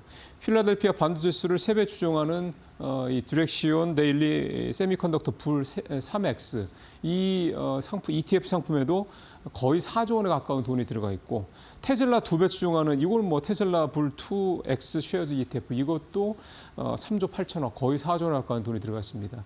이 세 개 ETF 상품에만 그러니까 8조에 5조니까 14조 원 가까운 돈이 서학개미들이 돈이 들어갔다 이렇게 얘기가 좀 되는 거죠. 뭐 개별 종목에 뭐 개별 ETF는 뭐 말할 것도 없고요. 그러니까 이제 그 금융당국에서 봤을 때 서학개미들이 미국에 투자하는 거를 무조건 뭐 국부 유출인 이런 식으로 비판하고 폄훼하고 이런 식으로 얘기하는 게 그러니까 설득력이 떨어지는 겁니다. 그렇게 서학개미 투자하는 이유가 있다는 거죠. 그거는 우리 투자자분 중에 일부가 상당히 공격적인 투자 성향을 갖고 있고 그분들이 이 해외에 이 2배 또는 3배 레버리지 상품에들 많이 투자를 하고 있다. 그렇다고 그러면 이런 우리나라 사람들의 투자 성향, 공격적인 투자 성향을 우리가 인정을 하고 국내에서도 이런 상품을 만들어서 밖에 나가서 굳이 양도세 22% 내가면 투자하느니 국내에서는 양도세가 없으니까 현재로선 국내에서 이런 레버리지 상품을 투자하도록 만드는 게 오히려 서학개미, 즉 밖으로 외화가 유출되는 달러가 유출되는 거를 줄일 수 있는 방법이 되겠다. 이렇게 가야 되죠. 이게 이제 흔한 말로 네거티브 방식이 되는 건데 다 때려 막는다고 투자자들이 막히지 않습니다. 수익률이 보이는데 안 가는 사람이 있겠습니까? 그럼 투자가 아니죠. 수익률이 보이면 리스크를 안고 투자를 하는 거죠. 그게 이제 어떻게 우리나라의 뭐 다라고 할 수는 없겠습니다. 투자자분들 중에 그런 투자적 성향, 공격적인 투자 성향을 갖고 계신 분들이 꽤 많다라는 게 이미 확인이 된 바에는 그럼 이거를 우리가 적극적으로 받아들이고 수용을 해서 국내에서 이 수요가 국내로 들을 수 있게 하는 게 맞습니다. 진즉이 이런 방식이 나왔어야 되는 건데 어쨌든 때늦게라도 이렇게 금융당국이 스탠스를 바꿨다라는 거는 참 다행이라는 생각이 들고요. 물론 레버리지 상품이 갖고 있는 특성상 올라갈 때는 물론 2~3배 수익도 내고 또 뭐 인버스 같은 경우 내려갈 때도 뭐 2~3배 수익이 날 수도 있긴 합니다만 거꾸로 갔을 경우에는 수익률이 손실이 굉장히 크다는 걸 우리가 잘 알고 있습니다. 지금 국내 인버스 상품에 투자하는 개인 투자자분들이 뭐 특히 뭐 이 2배 이상 이 2배짜리 레버리지 상품에 투자하는 분들이 수익률이 뭐 거의 7~80%까지 갔다 이런 얘기 계속 좀 손실이죠. 손실률이 7~80% 갔다는 얘기 뭐 여러 차례 전해드린 바가 있습니다만 사실 그거는 투자이기 때문에 그거는 이제 투자자들이 감수해야 되는 부분인 거고 투자자들이 감수해야 되는 부분까지 정부가 괜히 뭐 투자자 보호라는 이런 미명하에 나서서 투자들의 그런 어떤 니즈를 수요를 굳이 이렇게 외면할 필요는 없다. 또 이게 밖으로 나가는 달러의 수요를 좀 줄일 수 있다 그러면 또 원달러 환율 과도한 상승에도 좀 부담을 줄일 수 있는 거기 때문에 이거는 어쨌든 정부가 잘 판단을 해서 했다고 볼 수가 있겠고요. 아마 조만간 그렇게 오래지 않은 시간 안에 상반기 중에는 뭐 방법이 좀 결과가 나오지 않을까 그런 기대를 좀 해봅니다. 자, 오늘 펀드 와치를 좀 먼저 하죠. 트럼프 공세 세계 곳곳에서 긴장, 방산 ETF 불기둥. 표를 바로 보시죠. 지난주에는 방산 ETF들이 상당히 좋았습니다. 조선도 좋았고요. 보시죠. 한화 자산운용의 플러스 K방산 레버리지 이게 32% 있고 코덱스의 또 역시 탑10 레버리지 역시 32%. 그다음에 지난주는 역시 한화가 방산 플러스 이 인적 분할 이 이슈 때문에 하나그룹주가 완전히 뭐 히어로였습니다. 25%. 그냥 레버리지가 아닌 상품들도 한 주 동안에 무려 20% 수익률을 냈고요. 그다음에 조선 탑3 레버리지 이것도 레버리지죠. 그다음에 또 지난주에 포스코 그룹이 굉장히 주가가 급등을 했었죠. 포스코 인터내셔널, 포스코 그다음에 홀딩스 등등등 2차 전지뿐만이 아니라 희귀류, 히토류 쪽 이런 기대감도 좀 있었고요. 뭐 이런 것들이 좀 합쳐지면서 20%가 넘는 그런 수익률을 좀 내는 그런 모습들을 좀 보였습니다. 지금 확실히 하여간 새해 들어서 뭐 불과 2주 조금 더 지났습니다만 반도체를 위시해서 조선, 방산, 그다음에 원전, 전력기기 이 4개 섹터가 돌아가면서 여기 이제 차까지 붙었죠. 이 5개 섹터가 돌아가면서 계속해서 좀 수익률을 좀 내고 있고 또 예를 들어서 뭐 자동차 같은 경우는 뭐 차 판매 때문에 이런 주도 섹터가 되는 게 아니라 결국 로봇 이 테마 때문에 이렇게 봐야 되는 건데 로봇 같은 경우도 그 로봇 내에서 이 현대차 그룹 관련된 로봇주들뿐만이 아니라 그냥 다른 로봇주들도 돌아가면서 이렇게 순환매를 하는 모습을 좀 보이고 있어서 큰 섹터의 순환매, 그다음에 밑에 섹터의 순환매 이런 식으로 좀 돌아가고 있다 이렇게 좀 말씀을 드릴 수가 있겠습니다. 네, 오늘 이제 마지막 기사는 주간 시전만 가보도록 하겠습니다. 지난주에 뭐 4,800선 넘었고요. 삼성전자 거의 15만 원 육박했고 SK하이닉스 75만 원대. 그러니까 주 중반까지는 조방원 그다음에 차 이 섹터들이 돌아가면서 시장을 이끌었고 그때 주춤하던 반도체가 주 후반에 목금 이렇게 또 강한 모습을 보이면서 4,800선 이상으로 끌어올리는 그런 모습을 좀 보였습니다. 이번 주에 이제 뭐 표 잠깐 있으면 나오겠습니다. 이번 주에는 국내 섹터에서는 이 자사주 소각 관련을 포함하는 3차 상법 개정안 이거 통과 여부가 가장 큰 의미가 있다고 볼 수가 있게 이게 통과가 된다고 그랬을 때는 앞서 말씀드린 대로 지주사와 또 증권주들이 다시 주도 섹터에 작년과 마찬가지로 좀 올라설 수 있다. 그렇게 되면 시장이 또 뭐 반도체가 조금 또 쉬더라도 또 이렇게 올라올 수 있는 여지가 있겠다 이렇게 좀 볼 수가 있겠고 다른 거는 쭉 보시는 것처럼 뭐 다보스 포럼 여기에 또 트럼프 대통령이 또 참석을 하는군요. 그 다음에 이제 월 말로 가까이 오니까 이제 4분기 실적 시즌 발표하는 종목들이 계속 늘고 있네요, 그죠? 이번에 삼성 SDS 나오고 있고 미국의 이제 GDP도 나오고 인텔 실적도 좀 눈여겨서 좀 볼 필요가 있겠고요. 그 다음에 마지막 날에는 삼성전기 요즘에 FCBGA, 그러니까 이를테면 PCB 그 기판, 그 다음에 뭐 MLCC 등등 요즘 삼성전기 굉장히 인기가 시장에서 관심도 많고 주가도 많이 오르고 있는데 4분기 실적이 나오니까 한번 그것도 좀 봐야 될 것 같습니다. 자 이번 주에도 또 좋은 투자 하시길 좀 바라도록 하겠습니다. 마치겠습니다.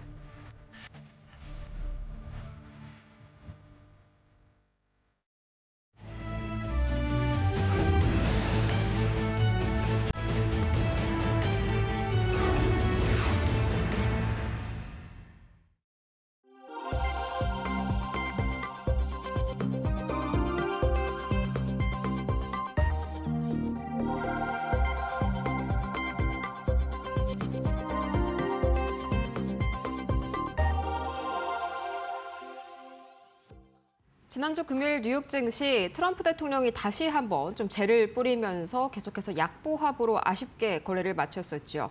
코스피와는 달리 계속해서 상승세를 이어가지 못하고 잠깐 멈춰가는 움직임이 나오고 있습니다. 반면에 코스피는 계속해서 이제 5,000피를 향해서 질주하고 있는데 과연 이런 시점에서 우리는 이번 주 증시 전략 어떻게 짜봐야 할지 김영재 SK증권 명동지점 부장 모시고 이야기 나눠볼게요. 어서 오세요. 네, 안녕하십니까? 네, 가장 먼저 지난주 증시 리뷰를 해보자면 코스피는 거의 뭐 이것보다 더 좋을 수가 있을까 네. 더할 나위가 없었던 시장이었죠. 이제 뭐 거의 150포인트 정도까지만 이제 5,000피가 얼마 안 남았더라고요. 한번 리뷰 싹 한번 해볼까요?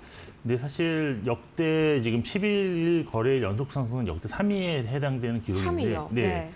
이것이 뭐 깨질지 안 깨질지 모르겠지만 깨질 가능성도 좀 열어두시고 접근을 해야 된다라고 네. 보겠습니다. 뭐 지난주 코스피가 정말 크게 또 상승을 했는데요. 무려 한 주간 5.5% 상승을 했고 코스닥도 뭐 0.7% 상승했는데 코스피가 이제 올해 한 번도 쉬지 않고 상승한 것이고 지난주에도 글로벌 상승률 1위를 기록을 네. 했습니다. 뭐 환율, 국제 유가, 금리 모두 조금 상승 흐름을 보였지만 국내 증시에는 뭐 큰 영향을 주지 않았다라고 보시면 될 것 같고 지난주 주요 이벤트와 섹터별 움직임을 살펴본다면 뭐 CS 2026 이후에 휴머노이드 로봇에 대한 강세가 지속되면서 로봇 관련주, 뭐 현대그룹, 현대차 그룹주, 뭐 밸류체인에 속한 종목들 역시 뭐 강세를 좀 이어가는 모습이 나타났고 메타가 AI 데이터 센터용 전력 확보를 위해서 대규모 원전 계약을 좀 체결했는데요. 네. 이게 현대건설과 두산 에너비티 등 원자력 관련 대형주의 어떤 상승이 나타났다 보시면 될 것 같습니다.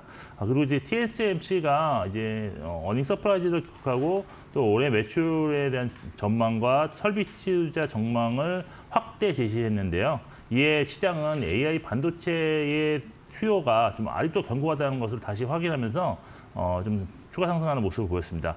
국내적으로는 금통위가 이제 만장일치로 금리를 이제 동결했는데요. 의결문에서 기준금리 인하 가능성을 열어둔다는 문구를 삭제함에 따라서 당분간 금리 인하의 기대감은 없을 것으로 볼 수 있겠습니다. 거의 동결이네요. 네. 네, 그렇습니다. 그리고 하나그룹이 이제 테크와 라이프 부분을 신사업으로 하는 인적 분할을 결정했는데 이에 하나그룹주 전반적으로 상승이 좀 크게 나타났었고요. 또 포스토그룹이 일본 야스카와 전기와 협력해 전기차 부품 공장에 로봇을 전격 도입한다는 소식에 그룹주 전반이 좀 상승하는 모습이 나타났습니다. 뭐 실적 발표는 지난주 금요일 대한항공이 어닝 서프라이즈를 바탕으로 금요일에 크게 반등에 성공했는데요. 그리고 마지막으로 알테오젠이 금요일 오전까지는 상당히 약세가 지속되었는데 장중반 전태현 대표이사가 피하 주사 제형 관련한 신규 계약이 막바지 조율 단계고 빠르면 이번 주에도 발표할 수 있다 뭐 이런 얘기가 나오면서 주가를 급등시켰습니다. 그래서 결국은 9.2% 상승 마감했는데 네. 이게 바이오테크 전반적인 반등을 이끄는 그런 모습이 나타났습니다. 업종별을 보시면 지난 한 주간 코스피 전 업종이 상승하는 보기 드문 현상이 나왔는데요. 네. 특히 이 중에서도 10% 이상 상승한 업종이 17.1% 상승한 건설업, 또 14.1% 상승한 철강 금속업, 또 10.1% 상승한 증권업이 있었는데요. 아무래도 지금 시장에서는 풍부한 자금이 지금 유입되고 있어서 기존 주도 업종인 뭐 전기전자라든지 뭐 운수 장비 업종도 상승하고 또 소외 업종이었던 뭐 건설이라든지 철강급수 같은 것도 과거 대비 매수 자금이 엄청 커지면서 상대적으로 더 큰 상승률이 나타나고 있다는 것이 지난주 업종 등락의 특징이었다고 정리해 드리겠습니다. 네, 확실히 시장 상승의 폭이 뭐 뉴욕 증시도 그렇고 우리 증시도 그렇고 올해 들어서 훨씬 더 넓어졌다는 점이 긍정적이지 않나 싶습니다. 근데 제가 지금 살짝 좀 불안한 점은요. 이 외인이 다시 한번 좀 완전히 지난주에는 매도로 돌아섰더라고요. 특히나 이 SK하이닉스랑 삼성전자가 또 오랜만에 반도체 투톱이 둘 다 동시에 외인 순매도 상위에 이름을 올렸네요. 뭐 사실 외국인들 입장에서는 사실 그 전에 상당히 많은 주식을 편입한 상태고 특히 반도체 종목들의 편입이 높았지 않습니까? 그쵸? 그래서 그런 거에 대한 일부 차익 실현 매물이 나오면서 외국인 안에서도 좀 손바뀜이 좀 나타나는데 그것이 이제 순매도 관점이기 때문에 네. 매수도 있지만 매도가 조금 더 많았다 이렇게 해석하시는 것이 좋고 네. 지금은 기관 투자자들인지 아니면 개인들의 또 매수 자금이 꾸준하게 유입되고 있는 상황에서 지금은 조금 이제 좀 사실 단기적으로 좀 조정 가능성이 있겠지만 네. 외국인 매수 순매도만 보시면 안 되는 시장이 되지 않나라고 보고 있습니다. 일단 외국인이 양시장에서 지난주에 순매도를 했는데 코스피가 7,500억 순매도, 코스닥 3,300억 순매도로 5주 연속으로 코스닥에서는 순매도가 났었습니다. 근데 코스피는 사실 전기전자는 크게 매도하고 다른 업종에서는 오늘 오히려 매수가 고르게 좀 나타나는 특징이 있었는데 또 코스닥은 로봇주를 다시 한 주 만에 순매수 전환하고 반도체 소부장에서 순매수 종목이 많았다는 특징이 있었습니다. 그래서 업종으로 본다면 순매수 업종이 좀 다양한데요. 코스피에서 이제 화학이라든지 의약품, 철강, 기계, 유통, 건설, 통신, 지주, 증권업을 순매수를 했습니다. 근데 그 중에서도 5거리 내내 한 주 연속 계속 순매수를 했던 업종은 유통, 건설업이었습니다. 종목으로 접근해 본다면 코스피에서는 하나오션, 두산에너비티, HD, 현대중공업이 순매수 상위 종목에 올랐는데 조선과 방산 종목들은 2주 연속 순매수를 기록 중에 있습니다. 그리고 순매도 상위 종목에 이제 SK하이닉스, 삼성전자, 현대차가 이름을 올렸는데 세 종목 모두 한 1조 원 초반대의 그런 수준으로 고르게 매도했다는 특징이 있습니다. 네. 코스닥에서는 순매수 종목 상위로는 레인보우 로보틱스, 심텍, 로보스타가 있었는데 아직까지 저는 일관된 방향성은 없다라고 보시고 있다고 보고 있고 순매도 상위 종목으로는 파마 리서치, BHI, D&D 파버텍이 있었는데요. 파마 리서치가 이제 2주 연속 순매도 1위 종목에 지금 올라와 있고요. 또 BHI와 D&D 파버텍은 사실 2주 전에는 순매수 상위 종목이었는데 그쵸. 이것이 또 순매도로 지금 바뀌었기 때문에 수급이 좀 반전되는 현상이 좀 코스닥에서는 자주 일어나고 있다 이렇게 보시면 될 것 같습니다. 전반적으로 이번 주는 지난주 순매도했던 지수 관련 대형주에 대한 외국인의 매도세가 지속되는지가 외국인 수급의 좀 관전 포인트가 될 가능성이 있다라고 보시면 될 것 같습니다. 네, 확실히 코스닥 시장에서는 외인들 수급에 뭔가 일관성이 없다고 해야 될까요? 특히나 로봇이 순매도로 갔다가 순매수로 갔다가 이게 좀 반복적으로 나타나는 최근 현상인 것 같습니다. 이제 코스피가 드디어 5,000포인트를 바로 눈앞에 두고 있는데 이것 때문에 아까 말씀 주신 증권업종이 또 상당히 이 각광을 받고 있죠. 보니까 제가 코스피 지난주에 거래 대금이 하루 사이에 27조 원이 들어왔더라고요. 사실 작년 이맘때만 하더라도 코스피가 10조 원 넘어가면은 좀 많이 거래됐다. 이 정도지 않습니까? 정말 어마어마만큼 이 거래 수수료를 좀 챙겨갈 것 같은데요. 제가 사실 최근에 보지 못했던 숫자를 지난주 금요일 날 봤는데요. 네. 코스피, 코스닥 그다음에 이게 비포 마켓, 애프터 마켓 정규 시장 다 합쳐가지고 60조 1,000억 원이 하루에 60조 거래가 됐습니다. 이 정도 수준이라면 거의 부진할 때에 거의 한 5배 이상 정도 그쵸. 수준이 나타난 게 아닌가라고 보여서 이렇게 이제 브로커리지 거래 대금이 증가하면 브로커리지 수수료 수입이 엄청나게 급증이 될 거기 때문에 증권업에 대한 아직 리포트가 아직 자세히 나오지는 건 않지만 좀 관심 있게 지켜보실 필요가 있다라고 있는데 사실 올해 지금 10일 거래일밖에 지나지 않았는데요. 코스피가 무려 지금 14.9%가 상승했고 코스닥도 3.1% 상승으로 해서 사실 유독 우리나라에서 지금 1월 효과가 확실히 나타나고 있다 이렇게 볼 수도 있는 상황입니다. 거래 지금 고객 예탁금 같은 경우가 지난 시간에 제가 이제 90조 원을 돌파했다라고 말씀드렸는데 사실 조금 이제 소강 상태가 있었습니다. 그렇지만 다시 지금 최근에 92조 6천억 원이 이제 최종 스코어인데 이래서 다시 최고 기록을 또 깨려는 움직임이 있는데요. 아무래도 시중은행 자금이 증시로 유입되고 있다는 기사들이 계속 연일 나오면서 지수와 연동하면서 지금 고객 예탁금도 증가하는 추세로 좀 나타나고 있습니다. 여기에 지금 말씀드린 대로 증권사들의 핵심 수익이라고 할 수 있는 하루 평균 거래 대금이 지금 올해 평균으로는 50조고 지난 금요일은 무려 60조 원을 넘었다라고 보시면 될 것 같습니다. 그리고 정부가 사실 증시 활성화를 위해서 다양한 정책을 진행 중에 있는데요. 일단 해외 투자금을 국내로 유치하려는 노력이 상당히 많이 나오고 있고요. 또 코스닥 활성화 정책도 꾸준하게 지금 제시하고 있는데 여기에는 상장 심사와 상장 폐지 기준에 대한 재설계를 하고 또 연기금과 또 기관 투자자들이 좀 참여시킬 요인들을 좀 많이 지금 재고 중에 있습니다. 증권사들이 이제 실적이 아직은 4분기 실적에 나오지는 않고 있는데 일단 이 4분기에도 사실 거래대금 증가했다는 걸 고려한다면 컨센서스보다는 한 10% 이상 좋은 어닝 서프라이즈가 좀 기대할 수 있다라고 볼 수 있는데요. 사실 올해 특히 더 거래대금 증가가 나타날 가능성이 최소 상반기까지는 유지될 가능성이 있기 때문에 네. 올해 역시도 실적 조정이 상향 조정될 가능성이 높다라고 보시면 될 것 같습니다.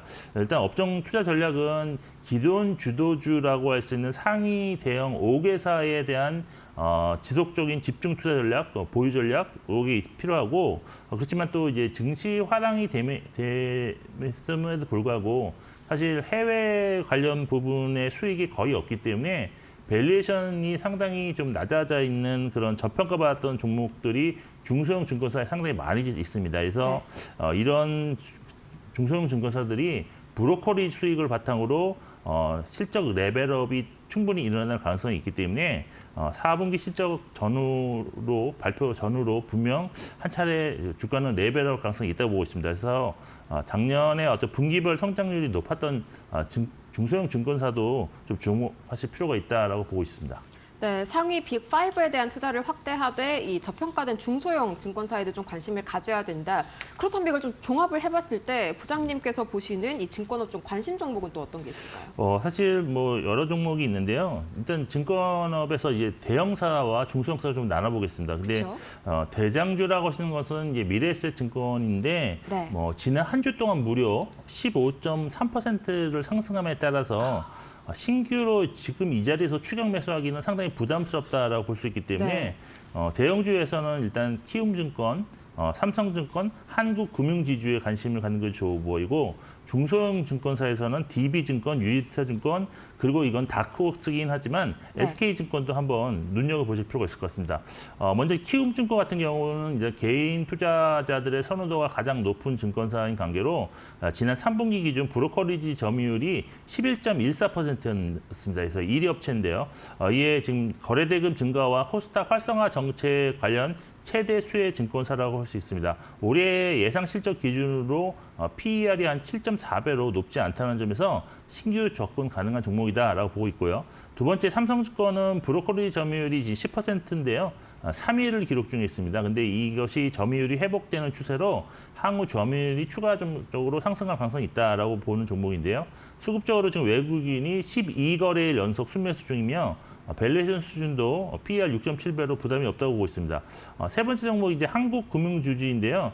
많은 증권사 중에들이 한국금융지주를 뭐 관심 종목으로 많이 선정을 했습니다. 이제 브로커리 점유율은 사실 8.13%로 6위로 조금 상대적으로는 점유율이 낮은 편이지만 IB 관련 경쟁력이 높고 또 정부에서 이번에 미래에셋증권과 한국투자증권에게만 허용한 IMA 상품에서 1조 원을 유치했습니다. 그래서 향후 수익 증가에 도움이 될 수 있을 것으로 보고 있습니다. 중소형 증권사에서는 커버하는 증권사가 없어서 사실 예상 실적이 거의 존재하지 않기 때문에 제가 이제 좀 임의적으로 제가 자의적으로 작년 분기별 실적을 바탕으로 분석을 좀 해봤습니다. 네. 첫 번째 이제 관심이 이제 DB증권인데요. 작년 1분기부터 3분기까지 순이익 편차가 상당히 크지가 않습니다. 그래서 꾸준한 실적을 보였는데 4분기 실적이 지난 3분기와 동일하다는 아주 보수적인 가정하에서도 PER이 4.1배로 저평가 매력을 보여오고 있습니다. 두 번째가 유진투자증권인데 이제 제가 이제 알기로는 브로커리지 수익이 점증하고 있다고 지금 알려지고 있고 네. 작년 예상 실적 기준으로 PER이 4.6배, 그리고 PBR도 0.8배로 PBR 기준으로는 상당히 지금 매력적인 밸류에이션 수준을 유지 중에 있습니다. 세 번째 마지막으로 이제 SK증권인데요. 지난해 분기 실적이 1분기가 최저점에서 2분기 그리고 3분기가 최고로 분기적 별로 본다면 실적이 점증하고 있는 상태인데 상대적으로 밸류에이션 수준은 높습니다. 하지만 4분기 실적을 좀 확인한 이후에 좀 전략을 수정할 수 있는 다크호스 정도로 볼 수 있는 종목이다라고 정리해드리겠습니다. 네, 이렇게 증권 쪽 관심 종목까지 만나봤고요. 마지막으로 이제 이번 주 주요 증시 일정이랑 어떤 체크 포인트가 있을지가 궁금한데요. 뭐 다보스 포럼도 상당히 중요한 이벤트죠. 네, 그렇습니다. 뭐 이제 일정별로 보시면 오늘은 이제 미국 시장이 휴장이고요. 네. 그리고 이제 한국 수출이 이제 21일 날 발표가 되는데 뭐 지난 10일까지의 수출 호조로 인해서 당시 이제 주가 상승이 있었던 반도체, 2차 전지, 화장품, 의료기기 정도는 관심이 좀 필요하지 않을까라고 보고 있습니다. 그리고 이제 말씀하신 것처럼 21일 밤에 트럼프 대통령이 다보스 포럼에서 연설이 있는데 최근 트럼프 대통령 발언과 행동에 글로벌 증시가 민감하게 반응하는 만큼 어떤 발언이 나올지 주목해야 될 것이고 네. 22일에는 뭐 미국의 수정된 3분기 GDP, 11월 PC 물가지수 발표되는데 최근 매크로 지표가 뭐 큰 영향이 없는 관계로 트렌드가 유지된다라고 있습니다. 이번 주 전망은 코스피가 이제 14일 연속으로 상승에 도전하는데 사실 과거 흐름을 보면 연속 상승이 나온 직후에 1개월 후에는 상승이 좀 지속되는 경향이 있다가 그렇지만 6개월 뒤에는 큰 조정이 나온 경우가 다수가 있었기 때문에 네. 저는 2분기 후반부 그러니까 한 5, 6월이 되겠죠. 지수가 오히려 지금보다는 훨씬 낮은 상태에 있을 가능성도 고려를 하셔야 된다고 보고 있습니다.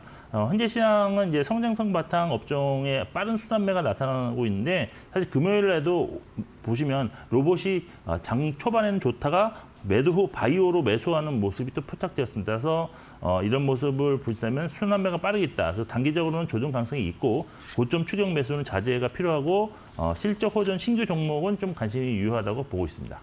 네, 이렇게 해서 오늘도 김영재 SK증권 명동지점 부장 모시고 자세한 증시 전략 세워봤습니다. 좋은 말씀 고맙습니다. 과연 코스피가 24일 연속 최장기간 상승에 성공할지 잠시 후에 이어지는 마켓나우 1부에서 더욱더 자세한 전략 세워보시길 바라고요. 저희는 다음 이 시간 더 유익하고 알찬 소식 들고 찾아올게요. 오늘도 함께해 주신 여러분 고맙습니다.